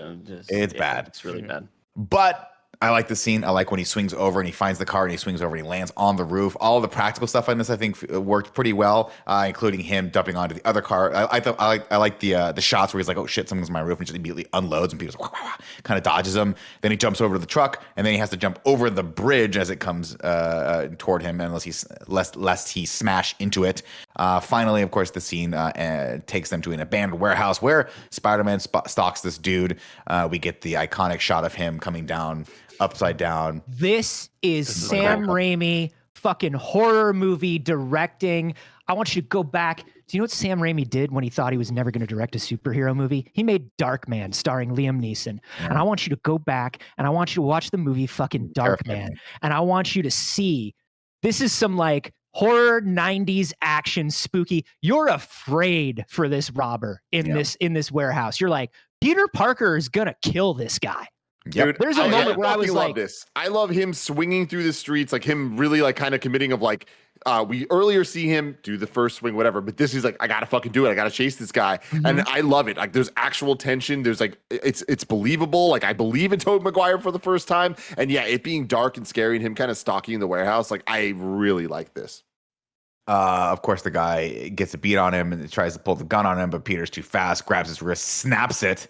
Then the guy accidentally on purpose trips and gets thrown out of the window to his death below.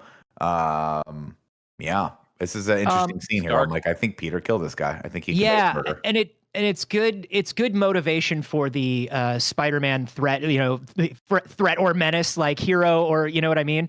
And right. we at least get some good motivation for that. So when Spider-Man starts doing stuff, there's a reason why people have this like anti-Spider-Man sentiment a little bit. I forgot the whole point of the scene, of course, was that as the light shines in this guy's face, he realizes it is, in fact, the guy that he let go at the robbery. And hey, this guy's got my money. Do you think at one point he was like, I'm going to just swing down there? He's falling, and I don't need to push him, but I don't need to help him. I could let me just take that money out of here. Yeah. Just, you know what I mean, Tim? They can't see it. They can't see it. Anyway, the guy dies, and everyone's like, oh my God, that spider guy just killed that guy. Peter cries on a giant gargoyle and then heads home to tell Aunt May what happened, and the poor woman is beside herself. Thankfully, this is the most stressful thing she'll have to endure in this movie. Rosemary Harris.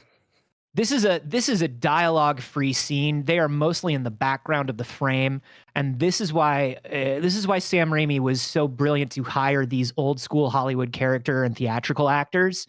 Fuck, your heart breaks for Rosemary Harris. There is actually extended sequence where she says, "What were Ben's last words?" And he goes, "It sounded like this." No, we're moving forward. You're not allowed to do that. Hide my nudie magazine. You're not allowed to do that. Nick, please stop. You're not allowed to do that to Uncle Ben. I legit was choking on my soda the last time you did it. Not allowed. Stop. Not on my watch. I don't think you're funny or clever, Scarpino. Nobody does. I think you're a mean man. Everyone thinks that. I think you're a mean old man making fun of a nice old man. Fair enough. We cut over to the exoskeleton test, and everyone realizes that this suit looks a lot like the one from Inner Space, especially Green Goblin, who laughs as he blows everyone to Kingdom Come. And I like this cool little comic booky dissolve here as the shrapnel dissolves into graduation caps. Change is in the air. Yeah, Peter and but Harry I have do- graduated and gotten I want to themselves a say notepad. using the inner space suit is cool because it kind of looks like this classic Spider-Man comic where J. Jonah Jameson creates an armor that he's not actually in. It's just his face being projected. Mhm. And it's like the Silver Age Spider Slayer armor. And it looks just like that, except it has tentacles that come out. And I was like, are they sort of reusing the inner space armor, but sort of making a reference? No, they don't have enough money. They're using the inner space armor. They That's just want fine. to. That's they just found it. fine. He set up here that, of course, they've graduated, and Harry's like, good news, we got that place in the city, and my dad's going to pay for it. I was like, that's pro maneuver. MJ, of course, just has a quick little off, kind of aside with Flash where she breaks up with him, and Harry's like, oh, good to know. And then Peter and Aunt May have a good old heart-to-heart about Uncle Ben, and he's like, I said some bad shit to him right before he died. And she goes, listen, he loved you. He never doubted the man you'd grow into, how you were meant for great things. You won't disappoint him. Now get out there and make Nana some honey. What did you say before he died? Well, he said my name really weird and looked at me weird. So I was like, ew, why are you saying it like that? Because he was like, why are you jumping on this train? Why are you getting on this bandwagon right now? This is the thing you don't understand Why about are you Andy doing and Tim. this? They're on my side. They just don't have the courage to say these things. Yeah, it's because there are kind-hearted people here in front of them now, and so they're afraid to bully. They're afraid to be bullies because I'm not going to give them the feedback that they want. Carboni, I hate Nick's impression of it. I've always done more of a like it's a little bit more airy. You got to be more breathy with it. I'll throw you both into the sea. I also do want to point out this moment of like real good Harry Osborn characterization where like Norman shakes his hand and goes, I never thought you'd do it. Congratulations. And then immediately goes to praise Peter and say like, hey, Peter, I'm sorry you're having a hard time.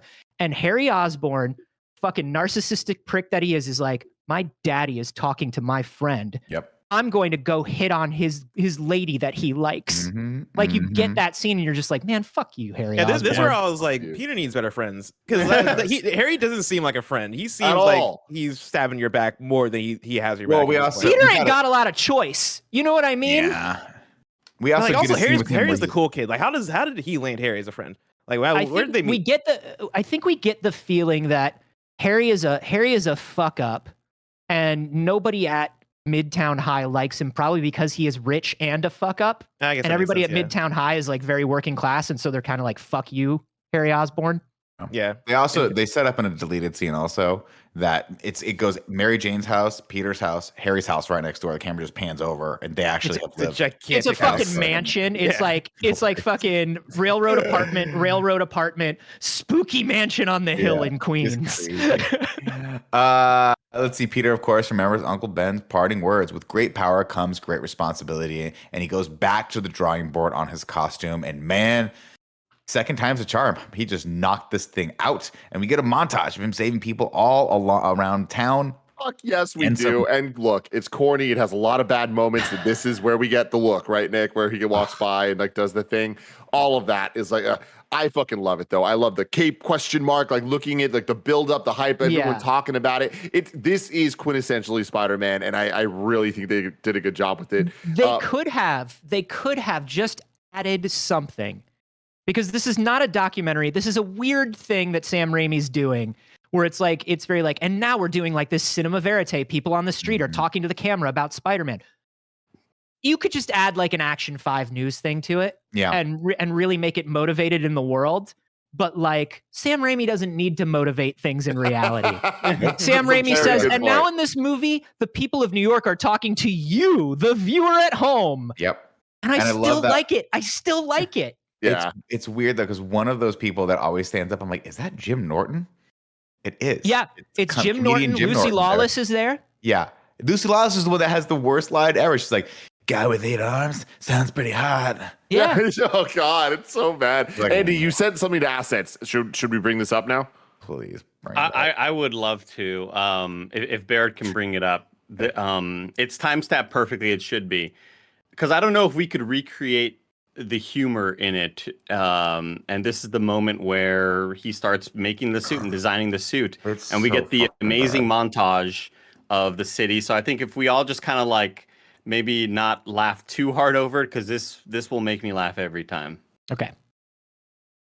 But it gives Peter the idea. You know what chicks dig? You know what MJ digs? Cars. Gets the newspaper, because this movie's old. It starts looking through the cars in there, and we're getting a lot of fucking, These I don't know what you call them. montages. Dissolves. Why are we getting so much? No, but it's always no. It's not like, even that though. When we get to the Spider-Man one, where it's like weird Spider guy swings, saves robbery. It's just a shot, like an odd shot. Tobey Maguire, and he's like. No, he's in the mask on. Remember, it's him. No, it's him I'm aware. He's like, I know totally what it's montages of newspaper articles, and then it's Tobey Maguire looking up at it as if it's a fucking newscast, and then just be like. It gets me so bad. Dude, I love It gets me every time. man. It gets me every time. And the rest of God. it, we keep on going with the plot, and I am still breaking down, remembering what had just happened. He looks right at you. He looks right at you like he's ashamed of being caught. He's got this look in his eye like, oh shit, you're there? And almost like he's going to do a Santa Claus like finger to his lips like it's our secret. It's so bad. Like, It's so bad. Don't tell I anyone. love it so much. yeah, like... And then he puts it on, and then he goes up the chimney. Arose such a clatter. But I still love it. Like, you know what I mean? Like, it's. Should they have maybe done 2 of those and picked the better one? Like a better take? Yeah. Yeah, Well, maybe. it's definitely one of those things where you're like, did they take that from a camera test? Like, was Tobey Maguire Yeah. just like, this is a lighting test, right? I don't have to like emote or anything like that? Because he seems mostly like it's a combination of scared, Yeah. constipated, and confused. Like, you ever had that one of those moments where you're like, I'm in the mall and you're like, I don't, oh God, I have to poop. Like that kind of thing where it's like, it comes on you really fast, Tim. You're like, I don't know what to do now. And I'm just scared. It's that kind of thing. Anyway, I digress. We It's cut great. over to I don't hate the Very idea of it. It's specific. just more the execution. That No, wasn't the quite execution that of it, yeah. I feel like one thing that I felt after watching this movie is Tobey Maguire is great on set. He's clearly great acting and emoting against other actors, but maybe at this point in his career, he was not too great at being in a VO booth or being isolated on a green screen. No. Do you know what I mean? Like, he just wasn't there yet. He probably didn't have a lot of experience doing it either, right? Because a lot of that green screen stuff really wasn't like super prevalent in a lot of these movies. But Oh, yeah. still, I blame Sam Raimi wholeheartedly for these. Because you got to know, he's like, just look left, look right, do this, Well, cool. 'cause to And so he's Sam like, what the Raimi- fuck am I doing in this? To Sam Raimi, it all looks theatrically comic booky, classic Hollywood good. You know what I mean? And he wants it to be a little melodramatic at all times. And again, going back to our earlier point, he nails his vision. Some of this stuff is just, I've gone full circle on these. I think I love these now because they're so bad. I love them for how bad they are. But, you know, rewatching them 3 years ago, I was like, Jesus God, that's terrible. That's atrocious. I just think, you know what? You're talking to a guy who really believes that, like, when you're talking about even Batman stuff, I genuinely believe that as long as the director has a vision and they execute, I think have fun along the way, and Absolutely. it's okay. It's valid. It's another telling of the story. It's You know? even in that frame you just sent, Tim, it's terrible. I know, but Even in before we move assets. on, we just have to watch it together, Barrett. Can you please? I've got to pee please so bad. bring it up. I want to watch this. Also, I love how long we're going on this. Like, this is just such a blast hanging out with you guys. I can't stop myself. I'm sorry. I know don't a care lot of at it all. has I'm to come loving with it. comes from me, but I have. You should see This the is notes fun. that I took as I was writing this. I had so much. Like, I love so many moments in this. We have a long history of going 3 hours longer than we need to on these. Go ahead. Sorry. I think this episode will be longer probably than the original episode. Yeah. Oh yeah, I mean, We're halfway in the through the original plot. episode, it was at 50 minutes by the time we got to where we're at now, and I think we're about to hit 2 hours. The original episode was 2 hours. This is just going to be a tight 3.5. Tight 3.5. signature. And I know. What is he looking at? What's the motivation there? And you can tell that Sam Raimi was like, also keep eye contact with the camera. Because when you're naturally putting on the mask, when you see him naturally putting on the mask for the rest of the movie, he puts it on the way a human being would, where like he kind of ducks his head a little bit and puts it on. But Sam Raimi is like, no, Pretend that the camera has a Spider-Man fetish. Yeah. And That's what don't it look feels away. like. Don't look away. Oh, fuck. God, it's so bad. All right. Let's continue. Anyway, continuing along with the plot. We cut over. This is the first time we meet J. Jonah Jameson and Robbie Robertson, and they're arguing. Yo, Spider-Man is a good or bad guy, and this will set that up. I clearly remember when they did this, and the newspaper is up in front of JJ's face, and they pull it down, and there he is, and he looks right, and he sounds right, and like there were a lot of moments in this that really made me feel like I was watching like Perfection. watching the correct thing, you know? Like, holy shit. Are you you want to talk about something that is so perfect?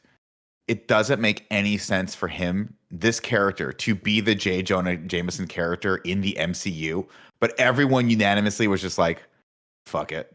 How is he not going to be? We got to do it. I think we were in the theaters the first time we saw him together, Tim, and you were like, oh, yeah. Yes. I was like, this doesn't make any sense, but I don't care. This is perfect. Put him in there. I don't care, baby. I love him. He's so good in these movies. Like in this movie in particular, he's just so fucking good. Every line he has, every little motion, every like way he delivers the lines. Like Andy, you're always about the delivery of the lines. He fucking nails it. J.K. Simmons is a godsend as J. Jonah Jameson. And the perfect moment of like, it's that's slander or whatever. No, I take that personal. It's libel actually. When it's like the creativity in that writing is so good. It reminds me of like watching Robert Downey Jr. plays Tony Stark for the first time, where it's like, damn, the cadence at which you can deliver these lines and the quippiness and the way that you're hamming it up, you're owning every single scene that you're in, to the point where even when we talk about how Green Goblin, Willem Dafoe in this movie is on 100 the whole time, and everybody else is like at a lower level. When they have that face to face, and it's like, you know, he's like, "Where's Spider-Man?" and J. Jonah Jameson is like, "Oh, I don't know, like who's the guy that takes pictures?" and having that back and forth. The fact that J. Jonah Jameson and Willem Dafoe are having that back and forth and both feeling like their own forces, it's so good. It's so amazing, so good. And even that line you were talking about, Andy, where like he goes down, where he's like, "Oh, actually, when it's written, it's libel." The way he changes his energy to an energy that you don't see anywhere else throughout the movie. He's like, oh no, actually, here's a fun fact. You know, it's just like, there are those two moments. And I think that moment is connected to the moment you're talking about, Blessing, where, listen, say what you want about J. Jonah Jameson. Like, clearly he's scummy. Clearly he runs a tabloid. Clearly J. Jonah Jameson does not give up his sources, and he protects the reporters that work for him. Right? The Green Goblin says, where is this kid? The kid's in the fucking room. Yeah, he's right there. And that's the thing that I love that they got right about J. Jonah Jameson, is like, he's a scumbag, but he's got his set of ethics. Like, his thing is that he's good at his job, right? Like, part of him being scummy and part of him being like, is he a hero or menace and having this obsession with Spider-Man, is the fact that he's really good at making headlines and he's really good at his job. And so that comes down to even the morality aspects of it of, I'm not going to give up my source because, you know, that's not how you do things here, right? Like, that is not journalistic integrity. And so that's the thing is like, Spider-Man and Peter Parker mean so many different things to so many different people. Like, whether you like the 60s style, whether you like the Ultimate Run, like there's all this different stuff. So I understand there's debate between people that like Sam Raimi's trilogy more, or the web, or whatever, in terms of the characterization. Nobody is questioning J. Jonah Jameson and J.K. Simmons. They're just like, they nailed the character. There's a consistency to it. There's just like, it doesn't feel like it belongs in this movie for how damn good it is. I also need to point out, this is not the sequence of the libel slander thing, but it's the one I remember the most. That's later, That's later. But we do see in this one, this is where we meet. This is where we meet, Ted Raimi's there, first of all. Hi, Ted Raimi. You got to have Ted Raimi. Gotta have Ted. You got to have Ted Raimi if it's a Sam Raimi movie. But also, like, the whole thing of, like, J. Jonah Jameson having that same character that he has in the comics, where it's like, he's never going to tell you you're hired. He's never going to tell you he cares about you. He's never going to tell you your work is good. He just won't. He will let you know about the absence of bad. Like, I love that. Also, can I say, one of the things that was criminally underused in this trilogy, looking back, we could have had so much more Elizabeth Banks as Betty Brant. Which is great. We could have had so much more Elizabeth Banks as Betty Brant in these films. Holy shit, that would have ruled. And like a love triangle. Oh my God. Come on. I also want to give a shout out. I forget if it was this scene or if there's one coming up, but I think it was this one where Peter's telling him the photos, and he's like, "Oh, I'll give you $200 for him," and Peter's like, "Oh, that seems kind of low, right?" And J. Jonah Jameson's like, "Okay, we'll take it somewhere else." And Peter gets up to walk out, and he's like, "Come back here, sit down," and gives him the actual money. 300. Yeah. Robbie Robertson puts his hand up like, no, he's telling you to leave, but don't leave. Yeah. Like, Yeah. I also want to point out, Eddie's been on it for weeks. Yeah, I love that line. He just slides that in there. It doesn't say Eddie Topher Brock. Grace Just is Eddie. out there somewhere. Right. Yeah, so cool. Topher Grace is doing So I'll his That Tom 70 show. Hardy web show out there that nobody knows about, and then when he's back on the scene, oh my God, Venom He's 2. back in full effect. Man. Fuck, man. Topher Grace. That's so much. Never mind. We can't right now, but like, keep going. We will. About 2 They set weeks. this up with, they set him up as J. Jonah Jameson's like very sensational. He's like Spider-Man, good or bad, and he's like, well, everyone thinks he's good, right? Nope. He's like, I need a picture of this guy. Puts it in the paper. Put it in the paper. I'll pay for it, right? And then we cut over to Peter, who spots MJ. Or actually, he has this great line where he says, if he doesn't want to be famous, I'll make him infamous. Peter spots MJ coming out of a cafe, and she lies to him about working there until Enrique just straight fucking blows up her spot. And she goes, some dream, honey. He goes, that's nothing to be embarrassed about. And she says, don't tell Harry. And he's like, well, why would I tell Harry? What are you talking about? She goes, we're going out. Didn't he tell you? And Peter takes it in stride. He's like, oh, well, he thinks to himself, maybe one day I'll kill Harry's dad. Yeah, that's the ticket. Just what the doctor ordered. First off, how does your boyfriend not know where you're working? Also, like being a waiter out of high school, like how is that weird? It's not weird. I mean, I did it. I moved to New York. No, that's and what I I'm did saying. it, Like, but, how is that weird? Yeah, It's like she's disappointed in her. She's disappointed in herself because she thought she was going to move to the city and become big, like a lot of people in New York. Like, trust me, there's a lot of MJs out there in The New New York. York dream, Bless your heart. Bless all of them for the work that they're doing. And then number two, like she is attracted to not the best dudes, and we know that Harry Osborn that wants to impress his dad, doesn't want to be dating a waitress. You know what I mean? Well, is also narcissistic and probably has not asked MJ very much about her life that she doesn't want to volunteer. There was a little bit of a moment too where she lets on that don't tell Harry because he'll try and like talk her out of doing that or take care of her, and she doesn't want that. She wants to take care of herself, which I respect for the character. Yeah, for sure. And I also like I totally spaced. I just got Topher Grace in my head. Get him out. Get him out of your head. The problem with having Topher Grace in your head is it's just a hop, skip, and a jump away from Ashton Kutcher, and then it's like, oh, now my There's whole a lot day. going on. And then it's watching that Vilmer 70 show on Valderrama for a week and a half. God. Anyway, Anyway, on MTV. Peter heads home and tells Harry he just got fired from Dr. Connor's lab, and he's like, Peter, what the fuck are you doing all day? Why can't you do these things? And then Norman blows up Harry's spot about MJ, and it gets super awkward. And Harry tries in another lifetime, there was a fucking Sam Raimi, Kurt Connors, and you know that's all Sam Raimi wanted to do. Oh yeah, the lizard. 3 movies to build, man. Yeah. One day. Or the Spider-Man 3 video game, which does have Lizard as Dr. Yeah, it does. Yeah. Harry Not as tries many to dance sequences as the movie, though. No. And Harry tries to get his dad. I think GameSpot hit it for that back in the day. I'd have to look it up, but I think Tim, you could tell Nick, IGN took a couple points off of Spider-Man 3 for that, Yeah, it right? was Not having pawns, dance sequences. Not enough dance sequences. Yeah. I would hope Yeah. so. That was I the mean, biggest thing wrong with that video game. Yeah. The DS version had a rhythm minigame though. So, I wish it did. I wish that it would've had a been DS amazing. rhythm game of Harry and MJ cooking eggs and dancing. Harry tries to get his dad to give Peter a job, but Peter's like, I want to make it on my own team. He's like, I respect that, Parker. What other skills do you have? And he goes, I was thinking about some photography. And of course, that's when he spots the ad in the paper for some pictures of Spider-Man. And he's like, I can get this done. He goes out and sets up a cool little selfie camera. This is, of course, kids, this is before cell phones, right? This is before any of that technology. If you wanted a picture of yourself, you had to web it up to a lamp. Digital cameras, though, Nick. Yeah, but it doesn't. You got to have the cool, you have to have that sound effect. Of course, he beats the hell out of everyone, and not one of the pictures that he presents to J. Jonah Jameson is from this section of the movie. It's glamour shots. It's all him flying 40 stories above the street, to which any rational human being would be like, you're clearly Spider-Man. There's no way. Are you flying with him? Or you What's can going fly. on? Yeah, you're either Superman or Spider-Man. That's it. Those are the only two explanations. No, he's not for this. Superman. We know that from later on in the movie. That's right. Well, that's right. well, I love the idea too that like could you imagine getting your ass beat and like you see flashes from a camera and you're like, what the fuck was that? And Spider-Man's like, don't worry about it. Don't worry, Like, yeah, what it's the cool. fuck? No. be cool, guys. It's Come on, good. man. But I do like, yeah, he's making all of the thugs sign like appearance waivers. Mhm. But I do like, I feel like this sequence walked so the security photos in Batman and Robin could run. You know what I mean? Like, Mhm. do you remember when Bane and Poison Ivy are in security photos from the airport and they're posing and they're like beautiful glamour shots of them?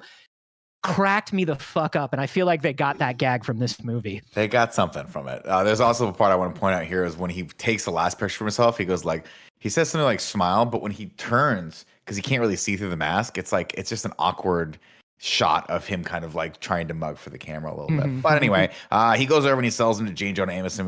We already talked about the scene where he tries to get him down a few dollars. They're like, fine, $300. Then he goes out and he gets paid by Elizabeth Banks playing Betty Bryant. Love her in this. She gives him the 300. Give us more. Bryant, excuse me, not Bryant. She gives him the 300 smackaroos. And he's like, damn, I just sold myself out for $300. Welcome to life, kid. Yeah. Norman gives a presentation to the board. He's like, listen, guys, this is how I used to think about money as kids. Built this company. But he gives this great presentation where it's like, this is how a child would write this scene. We're making lots of money and it's not costing us anything, guys. Congratulations. Profits are up, expenditures are down. I'm like, cool, I Googled that. That's all I know about business. And I run finances for this company. Anyway, they're like, cool, this is the perfect time to sell to Quest Aerospace, your competitor. They're looking for some stuff. We want to get the heck out of this. And he's like, but I built this company. I'm like, yeah, well, you shouldn't have sold your equity in it. That was your stupid idea. He jumped up on the table and the next day at And once again, shout out to fucking Jack Betts in this scene, just sipping tea and Looking like like telling an Norman asshole. he's out in the way that somebody who's acted their whole life can. the next day at the Oscorp Unity Festival. Not the Macy's Thanksgiving Day Parade. No, it is no, no, no. legally distinct. it is Macy Oscorp. Gray's Thanksgiving parade. Yes. It is Yeah, it's, good job, oh, it's a Andy. Macy's Day Parade, man. but not the Macy you expect. It- Ladies and gentlemen, Macy, Macy Gray. Gray. And can I was tell you, like, okay. Tim texted me about this. Where he's like, "Will you come do this?" And I was like, "Can I tell you what the most offensive moment to me in almost any superhero film was for a long time in my life?" And it was, "Ladies and gentlemen, Macy Gray." Mhm.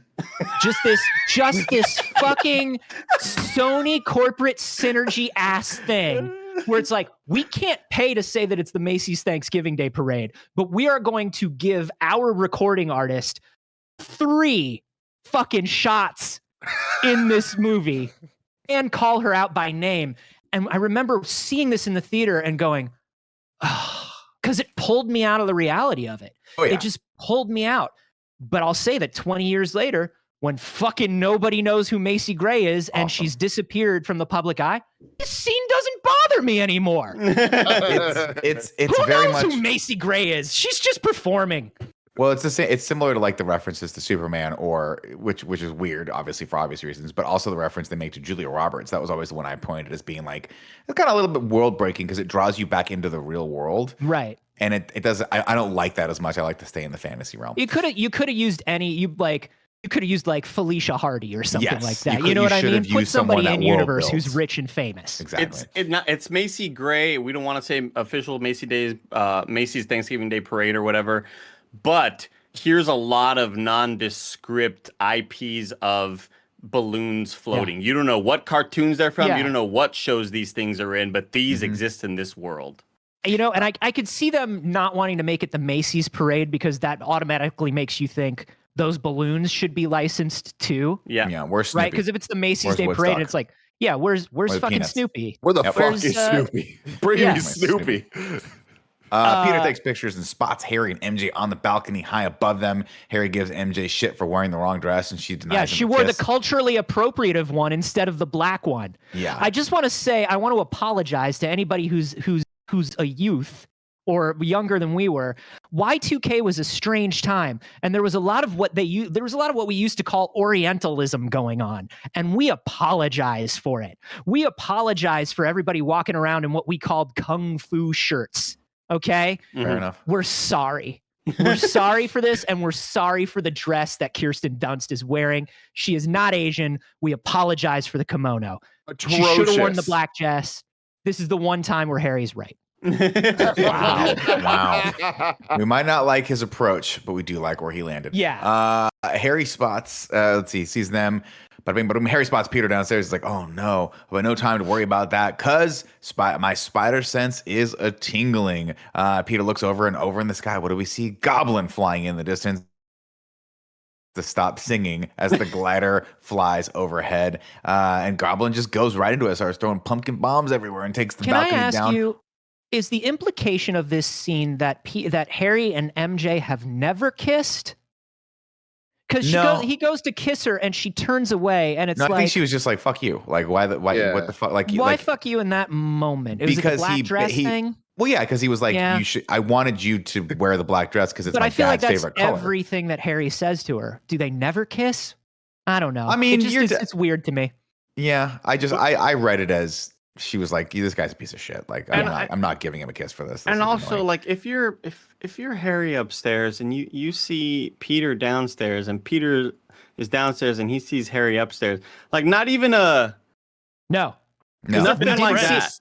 I did not clock you. This did not happen. Let's go inside. Again, another moment Harry's a wimp.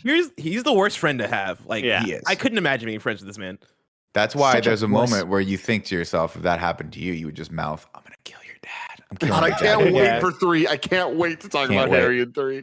That's the amnesia episode, right? That's the best part. God, I totally forgot about that. Pie. He's like, so good. So good. I love that the goblin flies up. I love that the goblin flies up, and we literally cut to Macy Gray to see how she reacts to the goblin. Inquiring minds want to know. The goblin throws some bombs think? that apparently can disintegrate you into skeletons. Oh my God, this effect.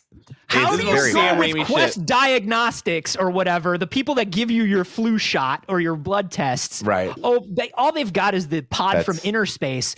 Fucking Norman Osborn can disintegrate you into a skeleton. It's ridiculous. I cannot wait for Spider-Man No Way Home for him to show up with these grenades, because I swear to God, like, if somebody doesn't see this and go, this guy might be a bigger threat than Thanos, then I don't know what they're doing in this movie. Exactly. That is incredible. We see a quick cameo here of Stan Lee. Shout out Stan Lee, of course. As Peter swings into action, and as like he starts to run and he does the Superman thing, which I gotta lie, works. I'm not gonna lie, it works for me. When he just pulls it open and you see, instead of Superman, you see the Spider-Man on his chest. And then he swings into action. He knocks Goblin on his ass. And this stupid set Billy piece is still good. Oh, I love it. I like this. I like this whole scene. Of course, I can stand with that. I think this parade scene is pretty bad. Okay, but imagine no Macy Gray. There is that. But there is Macy Gray. I think there's just too many elements at play that are just goofy and weird, and that take me out of it, especially like with how bad the Goblin suit looks, and it just being in broad daylight and the way that it's all kind of going around. I don't know. I'm not. You're slandering James Atchison in my house. I love this fucking Goblin suit. I really do. It's very of the time. They wouldn't do it again. But I remembered hating it when it first came out. I remember Alex Ross famously came out and he was like, here are the designs that I gave them for the Spider-Man movie, and they didn't use them. And I don't know why. I'm Alex fucking Ross. And I remember he just drew like a realistic, now that's not a flattering shot of the Green Goblin. But this shot that they chose to show for way too long. The infamous booty shot. I do like the way this Goblin looks. I like that you occasionally can see, depending on how they light it, you can see Norman's mouth. I love that like the thing pops up and you can see his eyes in there sometimes. So you get like, it's very like Power Rangers. It's very Power Rangers, the movie. Yeah. And I wish they did a bit more to kind of break up the coloration of the suit. I don't hate the suit.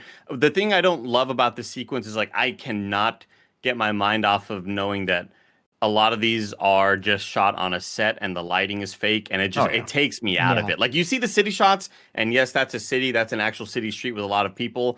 but then they cut to let's try to emulate the lighting from those city shots, and it just feels really. Some of the compositing is off for sure. Yeah. Some of the compositing is off for sure. But I love the idea of this bouncing on balloons, and it's like the Macy's Thanksgiving Day Parade. And I think this, and something that has always occurred to me as kind of like, oh, the effects in this were really good and really thoughtful, is when the goblin flies up, he does this thing where he runs his hand along the side of one of the balloons. I don't know if you noticed that, but he flies in and he's like, I'm up here with the balloons and I'm unhinged and I'm having a great time.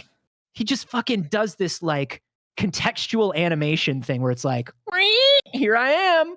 And I don't know. I love it. I love it. It reminds me of Jingle All the Way too. This whole scene. Specifically, like the parade. That's a great thing to say. I don't know if that's a good. I don't know. I don't know if it's good or bad. Sam Raimi did name check Jingle All the Way. Yeah, the suit was very Turbo Man. Yeah, I hope that we see to Andy's point about the color blocking of it being very, very green and very 90s Power Rangers. I hope that when we see him in No Way Home that there's some purple element, like the tattered cape or something. Maya Rubio does not fuck around and she does not miss. I'm sure she's got a goblin suit that you're gonna fucking love. Hell yeah, let's go. This scene ends with MJ falling almost to her death, and Spider-Man dives after her, saving her inches from the ground. They swing across town, and MJ kind of digs it. She's like, "Oh, okay." And then he drops her off at a real pretty roof garden, and she says, "Wait, who are you?" And he goes, "You know who I am. It's Peter. Peter from next door. You can't tell by my voice. I sound exactly the same." She's like, "Oh fuck, Peter. That's right. I totally forgot. You do sound like Peter." No.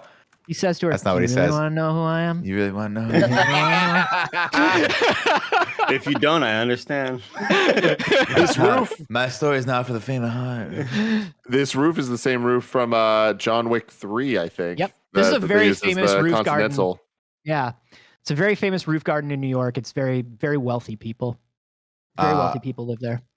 No, Peter doesn't in fact say that. He says, "You know who I am. I'm your friendly neighborhood Spider-Man," right? Or something like that. Yo, can we please also give credit where credit is due to this movie doing the woo and Peter having fun swinging on webs? Never happened before this movie.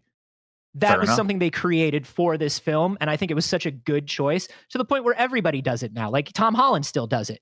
Peter doesn't swing without being like, swinging is fun! Yeah, that's Are you kidding me? I just walked my in the comics though. In the comics, he does a lot of like you. There's like a word bubble or there's like a narration bubble that's like, this is the only time I have fun. This is when I feel the most free. This is when I feel the most like myself swinging.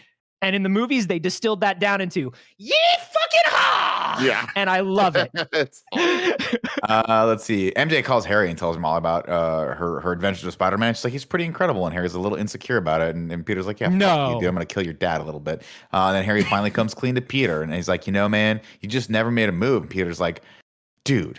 And then the next morning, why are you friends with this person? Listen, this guy's a piece of shit. Here's the thing we can say. 20 years later, we know that you can't call dibs on someone you have feelings for. We know that. It's up to the other person as well. But also, like, we know what your motivation is, Harry Osborn. Oh, Harry. You're not a very deep person. No. Don't be a dick. I will say this. You see this scene and you think on the offset, Peter's clearly the victim here, right? Mm-hmm. But also Peter has a dope pad, and you know that Harry's paying for that dope pad.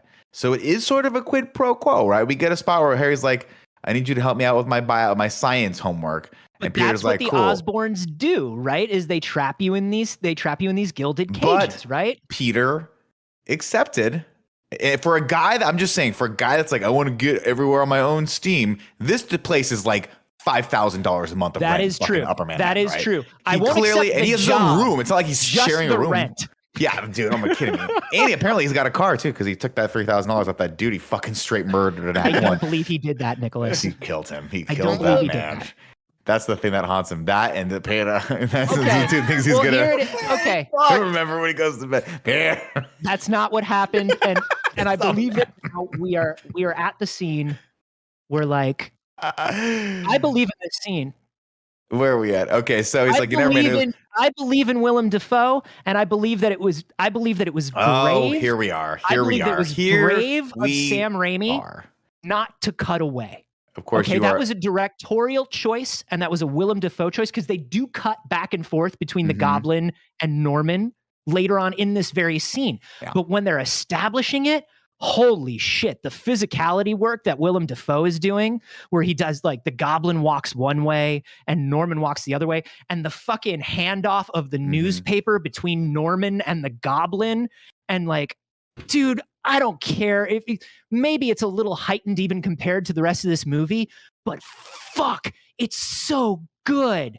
I love Willem Dafoe in this movie. I fucking love him as the Goblin. I love him for his commitment to this. Yes. But this scene, I have to disagree with you, is the worst shot scene in this entire movie. This is like how I used to act in high school when I thought I was like, I'm going to be in a play. And no, that's like, how you thought it looked when you were acting in high school. Oh my God. That was Willem Dafoe doing what you thought you were doing back then. I get a lot of Jim Carrey 90s overacting vibe in here. I don't think it's awful, but it's definitely heightened compared to a lot of the, let's just call it nuance of Tobey Maguire.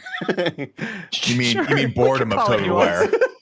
I love it. I just wish there was more consistency with the character. And I mean, this is a theme that Sam Raimi loves. We'll see it again in Spider-Man 2. There's a voice talking to Otto as well. Like Sam Raimi really loves this idea of personifying people's inner demons, and it comes from like his horror background. And I do love Willem Dafoe being like, oh yeah, like Jekyll and Hyde on Broadway. Like I get what you're going for. I can do this. I think it's cool. I think you're right that like, I think you're all correct in that maybe it's a slightly different energy than the rest of the movie, but I fucking slightly. I don't care. Slightly. I'll give you slightly. This is the equivalent to your friend being like, we're going to go fucking get hammered tonight. And you're just in your pajamas. And you're like, I don't want to do what you just said. Goblin, of course, the whole point of the scene is Goblin's like, listen, there's only one person in this whole world that can stop you. And it's a spider character that we've encountered one time. You got to go. He's like, you can't beat him. Get him to join you. And he's like, good idea. The next day, of course, we get what I would assume, as bad as this scene is, this next scene, polar opposite in my book. Again, when you want to talk about turning corners, J. Jonah Jameson throws the cigar out the window. The cigar comes back on there, and then everything explodes, and Spider-Man immediately shows up. So you're like, okay, well, this guy was here. He's one of these people, right? And then he's like, quiet, mom and dad are talking, which I think is a funny line. And that's a great line. And then Goblin goes, sleep. Okay, sleeping gas sucks. This sucks. You couldn't have just had, I mean, look, they spent $130 million. They clearly spent all the money they had to spend. You couldn't have the Goblin just fucking punch him out or knock him out. It has to be sleep. I love it. This is like, there's a lot of sleep. Like maybe a couple of sleep darts with a cool scene of him like Toby batting them away, and then finally gets one in the back, and then like kind of starts. I don't know. This was a little too old Hollywood for me. This was too old villain for me, and this is one of the Raimi-isms where I'm like, I don't like this. But I will say that when Spider-Man wakes, because it's one of the logical things is Spider-Man wakes up immediately afterwards on this rooftop, and you're like, why didn't he take Spider-Man's mask off immediately? And I will say, I think it is because Norman and the Goblin are two different people. Like they just established that in that last scene. And I think the Goblin feels like he's dealing with the spider. Yeah. And that's the way I've always rationalized it in my head is it doesn't matter who's in the mask because I've got a guy that's under this mask and he's not in control. I'm talking to the one who calls the shots. Right. That's the way I've always rationalized it for anybody else who's been trying to rationalize. Because like there's nothing about learning. I mean, not that he knows. There's nothing about his identity that would help him out, right? Like, what does he give a fuck about who's under the mask? Well, except for the second he learns about his identity, it becomes like the focus of his plan. So, like up to that point, there's no reason for it. At that point. I also just want to really point out the back and forth. It's one of my favorite back and forths of the movie. You know, you and I are a lot alike. Yeah. I'm not like you. You're a murderer. To each his own, you know? Yeah. That's fine. Part of me wish. A little pat on the head that he gives him. The condescending fucking head pat. Yeah. The elements of this scene are awesome, but it's just like, it just comes off so as bad. goofy. Hey, the only person who commits to a New York accent in this movie, Willem Dafoe as the Goblin. Only as the Goblin. It is, we've railed on this a lot, but we do have to bring it up. The fact that they are, what are you laughing at, Andy? You looking at that thing in assets? What is it? God, I can't. Hold on, Barrett. I know we're going so long on this show, guys, but Barrett. Can you please bring up what Snow Mike put into assets? Joey put it into no, the Snow Mike one before that. It's even better. Oh no! What are we? Where are you looking Don't at? watch it yet, everyone. We're gonna watch it together when Barrett brings We're it gonna up. get claimed on that though. No. Don't put the music one up. Do we need to watch? Should we watch the original first? No, the original is the only one we need to watch because we don't need audio for this. It's just the It's purely just the visual. visuals. Oh my god, this is something that we heard about this morning. Kevin Coelho is setting up the shot for us to react to the Uncharted movie reactions, and Tim is like, "Yeah, set up the shot for 4 people," and Kevin's like, "I'm gonna be a while. Give me some time because I fell earlier, and it was a real hard fall." And we shouldn't laugh at this, but god damn, it is so violent.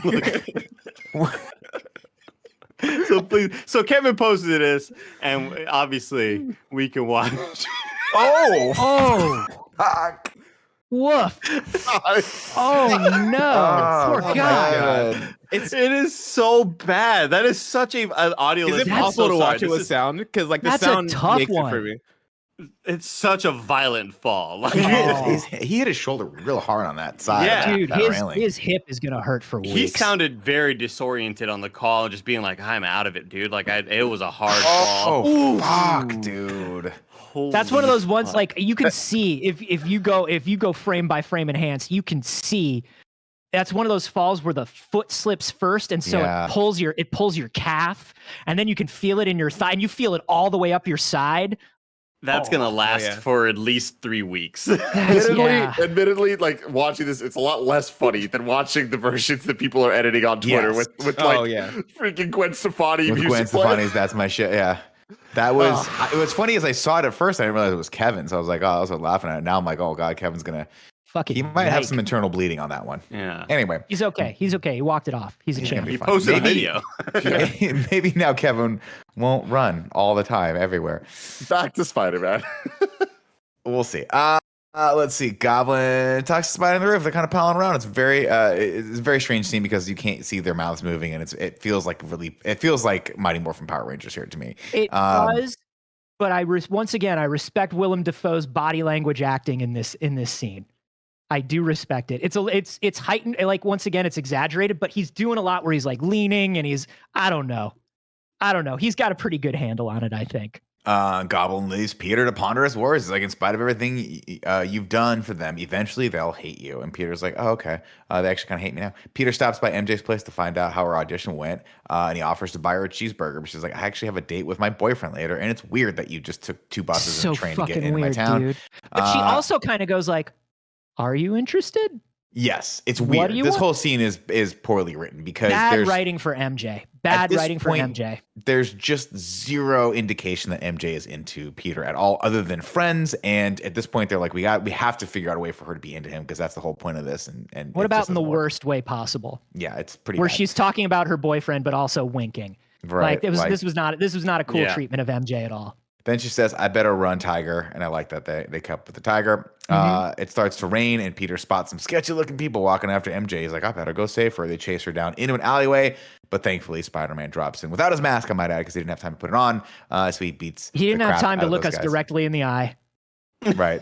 He can't finish putting his costume on unless we look him directly in the eye. Okay, so this scene, this is the scene that to me is kind of all of the problems that we're talking about that have aged poorly.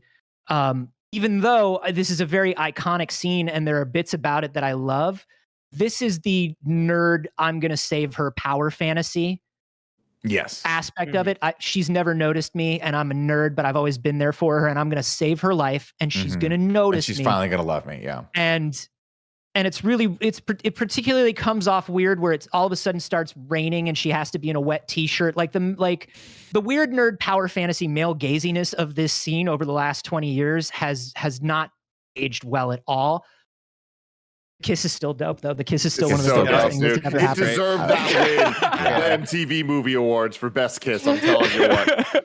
It's I will say at least the fight choreography and the way this is shot I like because he's sort of like Yeah. bathed in shadows the entire time. Well, But yeah, I iconic agree. Hollywood moment. Yeah, Mhm. but I agree with you on it. But all Anyway, of MJ's motivations and all of his motivations are totally off.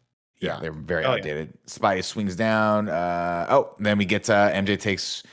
We get the kiss. Spidey swings down to save a baby from a burning building the next day, but the cops are like, "Oh my God, there's Spider-Man. Let's go arrest him." And then they hear a scream upstairs, and he goes, "I'm going." And he goes, "I'll be here when you get back." He goes, "I'm not coming back, Chief." And the cop's like, "You're not getting the subtext of this. Just go save the baby." I fucking love this corny ass moment. It rules. This Sam Raimi horror movie shit where she turns around and instead of the revealing of an old witch like it would be in a horror movie, he uses this exact thing in Drag Me to Hell. He uses it in Evil Dead. This is a Raimi fucking horror scene special. I'm sure Nick Scarpino, you noticed it. It's the goblin screaming at you, and I love it to Love death. Love. It's so bad. Anyway, Is the implication okay? So the goblin set the building on fire. the and goblin dressed set the like building an on old fire. lady? The That goblin shit set the building on sucks. fire because he's like, "You're so predictable." Sleep, right? He's like, "You're so predictable." We'd Peter, never like, get what's- this in the MCU. We'd obviously No. never get this now. But it's just these two dudes existing in a vacuum in this weird New York that they've created. It's fun as hell.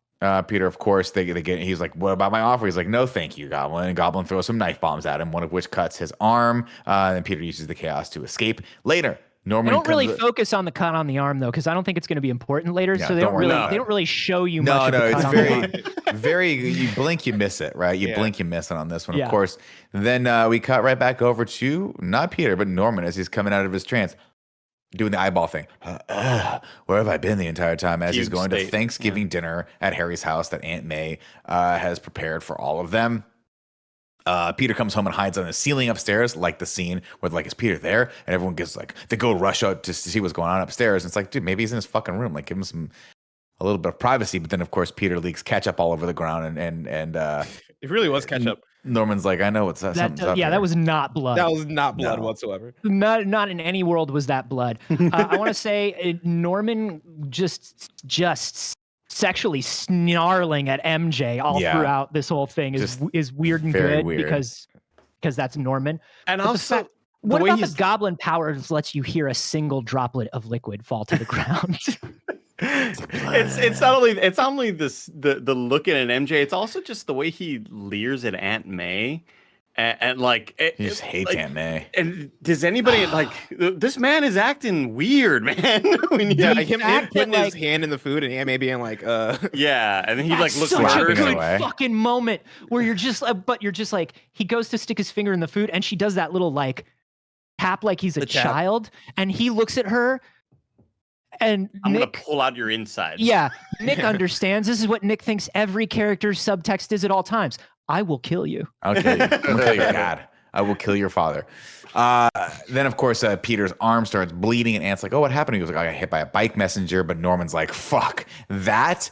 Coupled with the singular drop of blood that I found upstairs, leads me to believe you are Spider-Man. What the he hell? bolts. It's a very weird jump in logic, but hey, this movie's long. But it's Harry- cut- he cut in remembers exactly where the he same cut- place, yeah, though. He remembers where he cut Spider-Man at the, Yeah, I believe burning that. building. Mhm.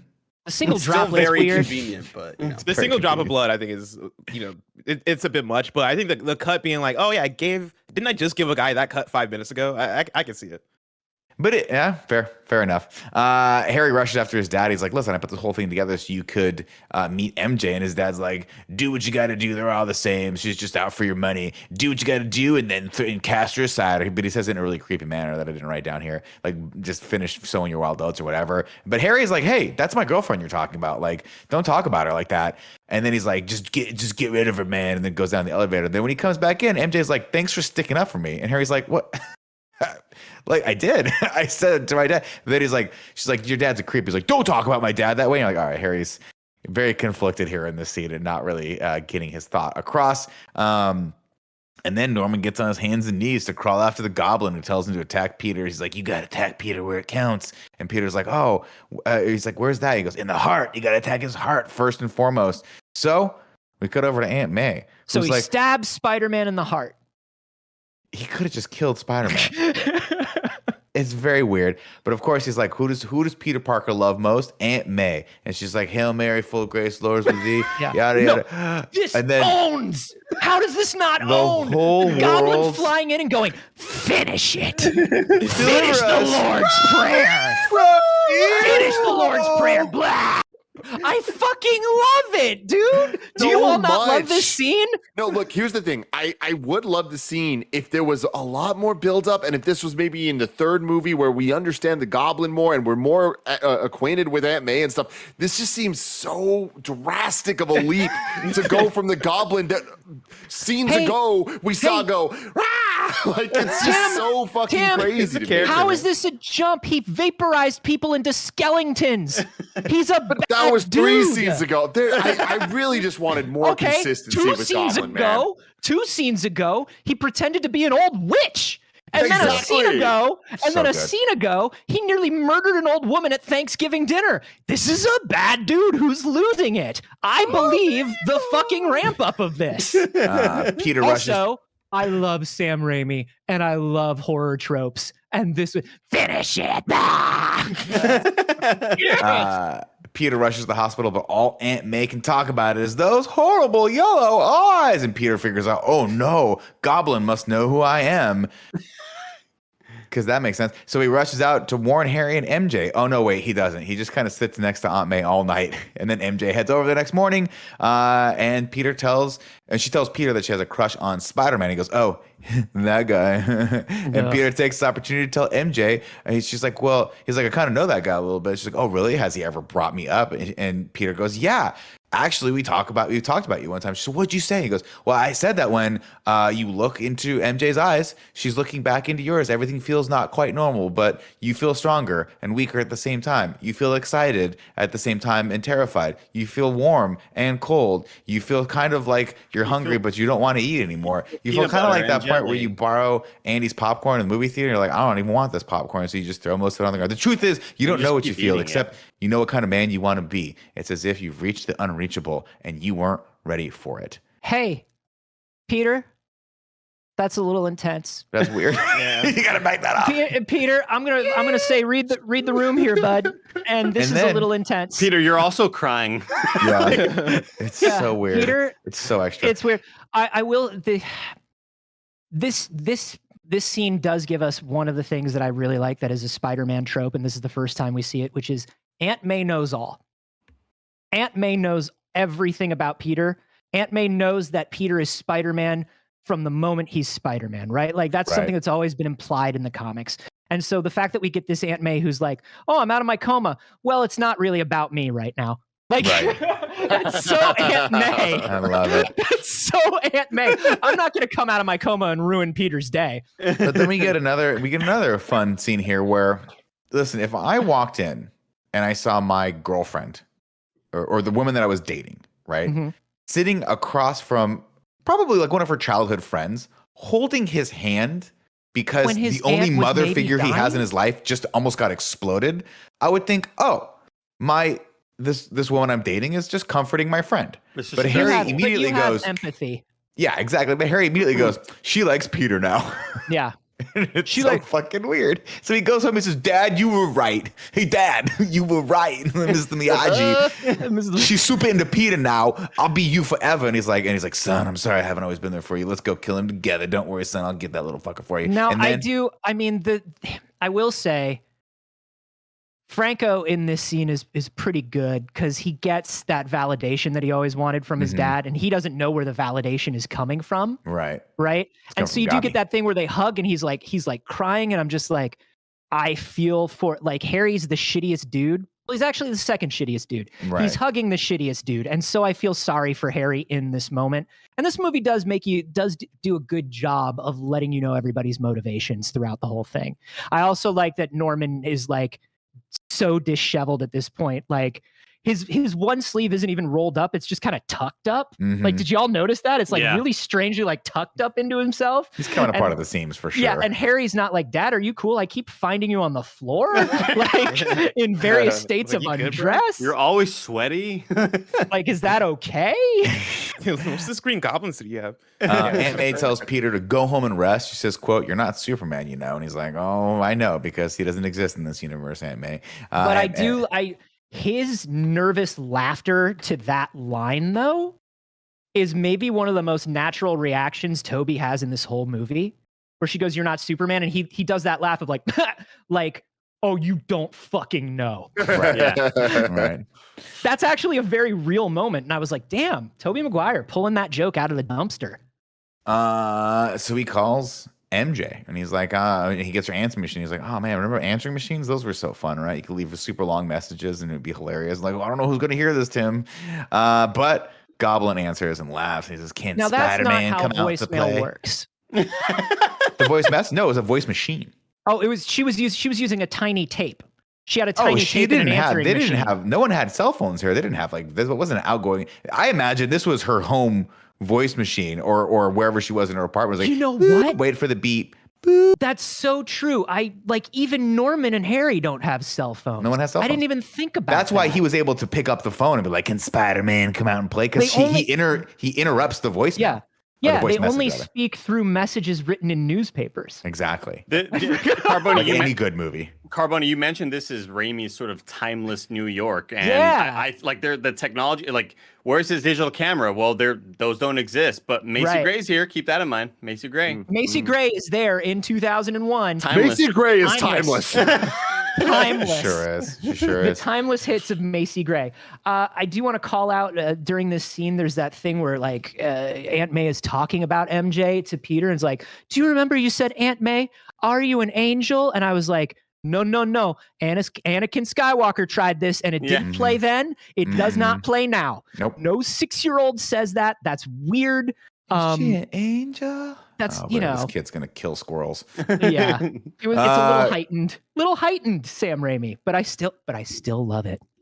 So we cut over from "Can Spider-Man come out to play?" to "Sleep." And MJ wakes up on top of the Brooklyn Bridge or one of the bridges in New York. I don't know. Don't go at me on this one. I don't know what fucking bridge this Now was. this, we talked about this, and I don't know if this is squandering a Gwen Stacy comic It book is. moment, or if this is, because remember, like as far as Sam Raimi thought, like I believe he didn't know that Gwen Stacy was going to show up in Spider-Man 3. I believe Spider-Man 3 was a surprise to everyone the entire time.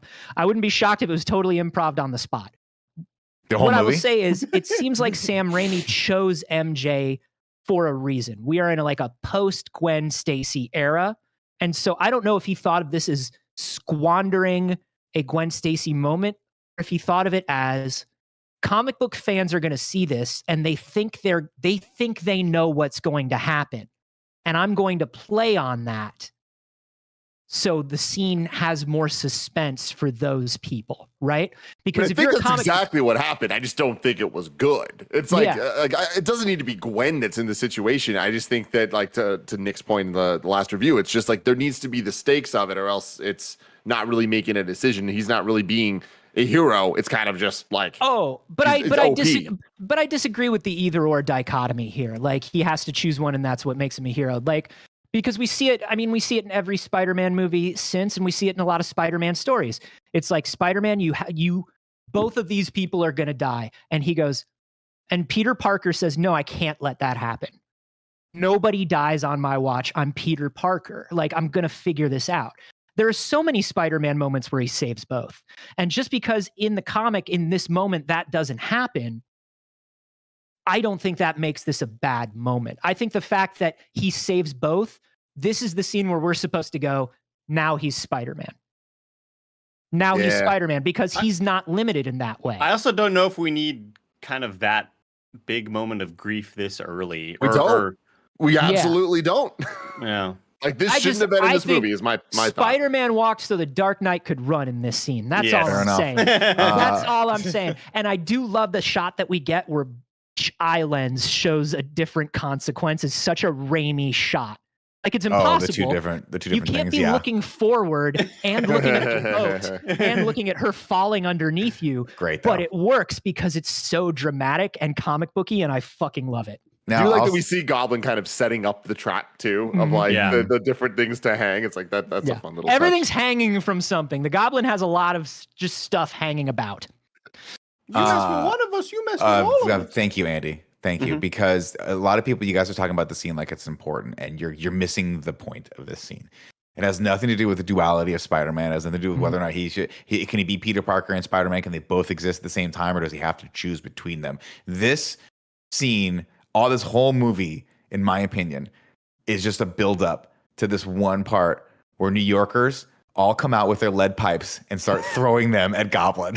Because apparently when you go to New York, I've never lived there, Anthony, maybe you have, but apparently right when you walk into New York City, they go, here's your lead pipe, sir. Yeah. If ever you see a hobgoblin or anywhere, a green goblin. To be fair, I think one of them threw a sandwich. One of them threw like a hot dog. So stupid. You mess with one of us, you mess with all of us. I'm like, fuck, then fine, I'll kill all of you. You imagine Goblin just fucking, all right, here's some disintegration grenades for all of you. Yeah, like, I can kill all one of them can take at least 10 out. Here's 5 just on the bridge. You gotta take the context for this moment, though, right? Yeah, thank you. Oh, of course. This is the 9/11. Yes. This is 9/11. Yeah. All of this was hilarious. This was 9/11.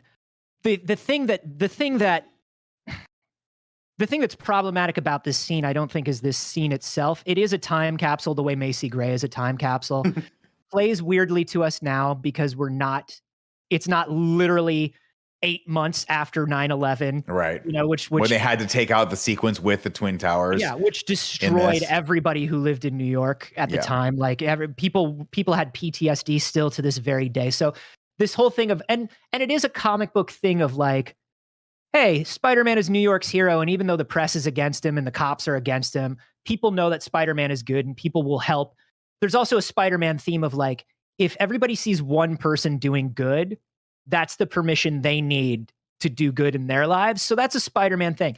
The thing that's problematic to me about this scene is it became a scene that was then a prerequisite to a Spider-Man movie. This scene happens in every Spider-Man movie from here on. Point B, where are all the cranes? Hey, get up there, get up those cranes going. To where we get C. Thomas Howell. Fuck yes, we get C. Thomas Howell lining up every construction crane in Amazing Spider. Like, this scene just became a trope that I don't think Spider-Man needed. We also get is it Spider-Man 2 when it's the subway sequence where they're like, oh, get out of the way for Spider, and then Doc Ock just fucking slams their face against the wall. He's like, fuck you, people. The fucking scene. Now, I'm torn about this because, you know, when y'all talk about Spider-Man 2, you'll get into this, but like, I think that train scene is better than this scene.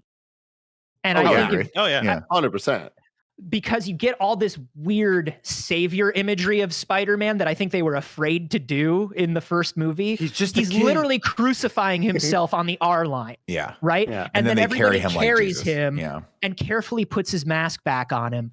That's a beautiful scene, and I feel like it works more than this one. Oh, million but this scene, in terms of time, was more appropriate, and I don't know. It's messy. This whole trope is messy to me, and I don't know how I feel about it. I like the trope. I just don't think it was earned in this movie. But I think that is something that is core to Spider-Man, that the people do fuck with him and rock with him. I do like the thing of the guys on the barge being like, "We see you. We're coming." Yeah. Right.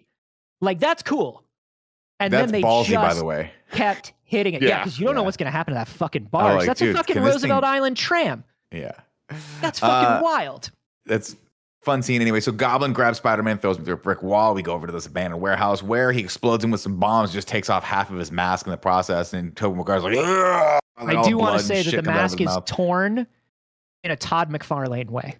Oh my gosh, yes. You could see the ink showing like every outline of that one little strip. Is so Todd McFarlane. They fight and Peter gets his ass handed to him. He's like, you spun your last web, Spider-Man. I'm going to finish MJ nice and slow. And then Peter's like, no. Why does the Goblin just put him to sleep again? Did he only have one sleep? No, he's got lots of sleep. Do you think the Goblin only has one sleep? You're mistaken, sir. To the New Yorkers. This entire scene is such a clear set. It is such a movie, whatever. But like, putting all that aside, I really love it. I love the choreography. I love how there's no score. We hear just a lot of punches and a lot of like the sounds, and it kind of breaks Peter down a lot. lot more in Spider-Man down at this point, and with the ripped mask and stuff, like it is the closest we get in the Raimi trilogy to the moment in Homecoming when he's like under the rocks and like he has to kind of like get out. It's like there's a hopelessness to it that I actually believe in, and I think the fight's pretty cool, but there's so many goofy elements, including the death itself. Yes, which of course is here. That whole thing of Spider-Man always gets back up. You know what I mean? Like that's what happens. Like I don't give up on anybody. Like this is maybe the first time you see that, and it's great. And I also do love, as much as the death is a little corny and the whole because it's on a set, it looks a little corny. You know, Peter can't kill the Goblin. Spider-Man can't do that. But I do like that it's Norman's own plans and machinations that kill him, right? Yeah. Like that is the way Norman needs to die. And I think this was a fun comic booky way to do it, if not maybe the most realistic way to do it. I like the choice of it.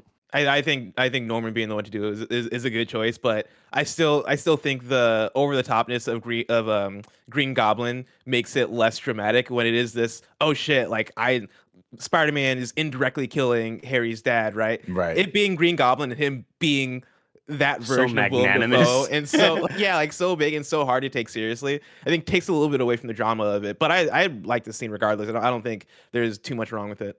I think the other thing that I would have liked to have seen them hit is like the Goblin hits on like, I know who you know, and I'm gonna get MJ. But like in the comics, there's like a long history of Peter just being like, Norman, please don't do this. Totally. Norman, I love you and I love your son. Please don't do this. We're family. You told me we're family. Peter always does that first. And we didn't get that here. And that's one of the omissions that I really, it's one of the few omissions that I really am just like, I wish I would have loved to have seen a little bit of that. The one thing that did take me out was Peter being surprised when like he got the sense of, oh shit, like the glider is coming, because you have the shot where Green Goblin is very obviously hitting the up button on his watch thing, and like right in front of Peter. Yeah, on his D-pad, right? And like it's right in front of Peter. There was nothing slick about it. And so like, you know, I felt like they had an opportunity to show a bit of competency of like, hey, over the course of this film, I have grown as Spider-Man. And so like even though I want to save this man and I care for this man and I'm trying to appeal to this man, like I still have that sense of awareness of, oh shit, like this thing is coming behind me. I wish it was less of a surprise and more of a, oh shit, I got to do this because he's too far gone. Yeah. Andy, did you have to move your chair serial there, bud?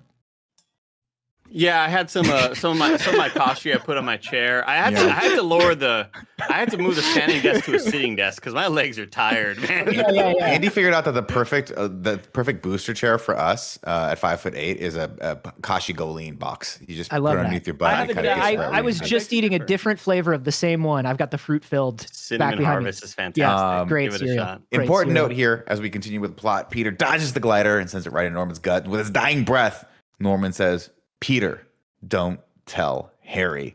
So Peter does what any good friend would do, and he brings back Norman's naked body to his place and places him delicately on the chaise lounge right in front of Harry so that Harry can get the wrong idea.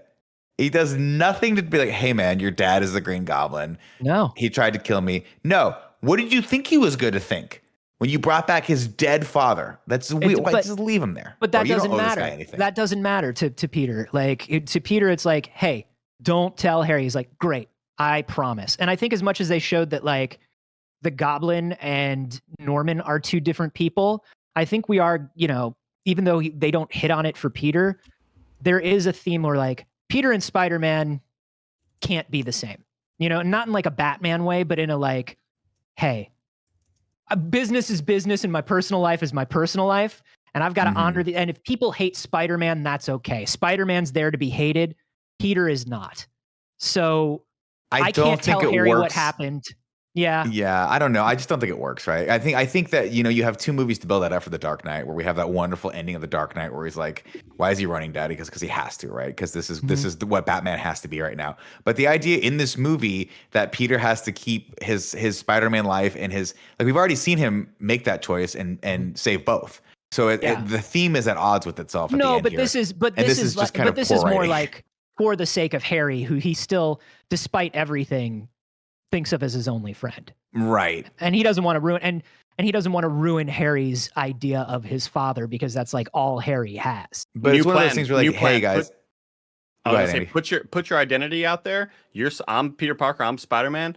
Get cooler friends, right? Like I think get way better friends. Get way better friends. But also, if my dad's a supervillain and you bring his naked body back to me, it's gonna fuck me up for life. So you could have put some pants on him. Put some pants on the man. Put some pants on my dead like, dad. I'd be like, what did you do to my dad before? Anyway, we cut over to the funeral where Harry's real sour about Spider-Man. He's like, I swear, my the funeral scene.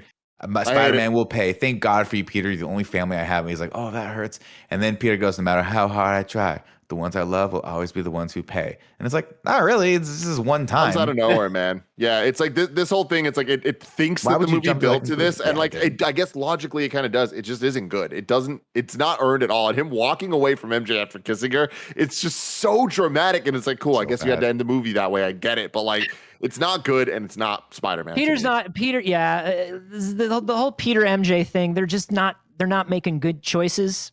They're not making good choices. They didn't know what to do with MJ other than to have her be property to stake a flag on, you know, for dramatic reasons. But this is real. But it's not even. This is how bad. Also against Peter's character, right? Totally. Yes, this is how bad this scene gets. Right? She flip flops on him and says, "I've been in love with you the entire time," even though clearly she has a crush. But that's on not Spider-Man. true. Then they kiss, and he says, "All I have to offer you is friendship right now," which is not true, and she knows it's not true. And then, as he's walking away, she has a realization that I think we're supposed to just assume means that she knows he's Spider-Man because they kiss exactly the same. Yeah, because they kiss exactly the same. Right side up and upside down. But then instead of saying, "Wait, Peter, fuck, I know why you can't tell me you're Spider-Man. We'll work this out," she just lets him walk away. And it's totally exactly what you were talking about earlier. That fantasy of like the unrequited love. Now finally she'll love me. But then like, what's better than that? Well, now I have the power, right? Because I've chosen to be her friend for the I'm altruistic and stuff like that. It's like this. None of this works at all in this scene. Yeah, and unfortunately, it is a staple of classic Spider-Man. It's unfortunately something that, like, if you're going with 60s, 70s, even early 80s before Peter and MJ get married, like, this is unfortunately the way Spider-Man stories were. Yeah. Not anymore, though, thank God. Thank God we've kind of moved beyond that and they found a new way to tell him. But before we end this movie, he goes, whatever light, we have get some more banger narration from Tobey Maguire, the old VO booth 5 months from now when he's hungover. Ooh. Whatever life holds in store. When he's hungover from being in the Maldives with fucking Vince Vaughn and Leonardo DiCaprio. And they're like, you got to fly back. You're supposed to be in VO in 2 hours, Toby. He's like, I'll just do it from the plane. Give me your phone. Whatever life holds in store for me, I'll never forget these words. Great power comes great responsibility. This is my gift. My curse. Who am I? I'm Spider-Man. And then, say that a hero will save us. I'm not gonna stand there and wait. And again, you want to talk about a post 9/11 reaction?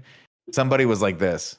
You know what? We don't have a single shot of the fucking American flag. We don't. We got to fucking change that right now. Let's change this right now. And fucking A, man. Spider-Man swinging through the city and landing on the flag for a hot second and popping off of it. I'm like, fuck, okay, that worked. That worked for me. Yeah. I'm like, that does fill me with pride for our country. And then the credits roll. But Anthony, I'm sorry, you're not right. The credits song is not that song. The credit song is a different song. Every song is that song, Nicholas. And then we get the first of everyone thought, oh, Marvel started the mid-credit sequence. No, they didn't. Mid-credits, we do get that song. I am so high, I can hear heaven. And it's like, oh man, what's this guy look like? And then I look up a picture of him. I was like, oh. Yeah. Chad Kroger, man. Chad Kroger fucking slaps, man. Chad Kroger. It's not Chad. By the way, it's not Nickelback. This is a Chad Kroger, and I forget the other guy's song. Saliva. Is it Saliva? Mm-hmm. Either way, it's a banger. Andy, but I challenge you. I love your fucking not so hidden fucking emo butt rock past, dude. I love it. I love it because you've got all the facts. Oh yeah. There's a guy. There's a guy. We were all there. We were all there, man. Just this was a banger. Just like with Nick, who likes to, you hit that at a certain point, you're like, oh God, Nickelback fucking sucks. Like, I was aware of Nickelback. Mm-hmm. I grew up listening to Creed. I know all the fucking douche rock stuff. Like, oh yeah, it was the dude from Saliva and Chad Kroger on a roof just and by the way, singing. On a green from screen Saliva with a yellow filter. Yeah. The dude from Saliva looks like Jack Black is cosplaying as like a metal guitarist. Oh my God. I watched this video. I have never seen this video before. I watched it and it got to that guy's face. Lobo. It got to this guy's face and he started singing and I started laughing so hard at like 1 o'clock in the morning this morning. Fuck, I needed this in my life. Anyway, listen, Spider-Man. overall here, the rewatch. I mean, I know you all tagged it a little bit in the beginning here, but opinions have changed since the rankings. This is not a re-ranking. Opinions have changed though. How do you feel? How you feel, boys, about Spider-Man? I enjoy it. It's a classic. And I mean, I would go as far as saying I love this movie. I don't think it's good. And I think that it's a bad Spider-Man story. Like that's the long and short of it. Okay. Okay. No, I'm fine. Okay. I'll go more positive than that, Carboni. Watching it this time around, having known the horrors of watching a lot of other really, really trash, terrible movies. Yeah. I think this movie is good, and I think it does fit in that classic role where we here on In Review have gone back to watch old movies from the 80s, and you just kind of understand that that's of the time that they were, and I grade them differently. Like I kind of bring all the sorts of things into what I'm thinking at those moments, and I think this movie, I would have ranked it higher had I watched a lot of really, really bad Batman movies and like X-Men X-Men. movies, and yeah, I think this movie is a lot better than I thought it was. I think this movie is special. Like I think it's a classic, and I do think it's good. I think it's very campy, and I think there are a lot of elements of the movie that don't age well, especially when you look at like CGI and the way that comic book movies have just grown over the years. I think it's very easy to look back at it and go, oh yeah, this, and this is not as pristine as it can be because we've seen what pristine looks like. That said, I think for what it is, especially as a Sam Raimi Spider-Man movie, I think there's so much that's still special about it. And I mentioned earlier that this movie for me is a collection of iconic moments.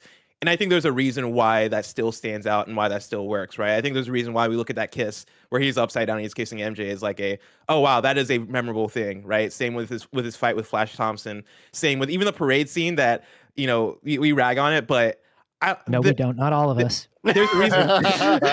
There's a reason why this is one of those movies where, even though I haven't watched it in a long time, getting back into it and going from scene to scene, I can predict what scene is next and remember the scenes with like a surprising amount of, oh yeah, then this and this happens. Oh yeah, then he goes in the burning building and the Green Goblin is there for some reason.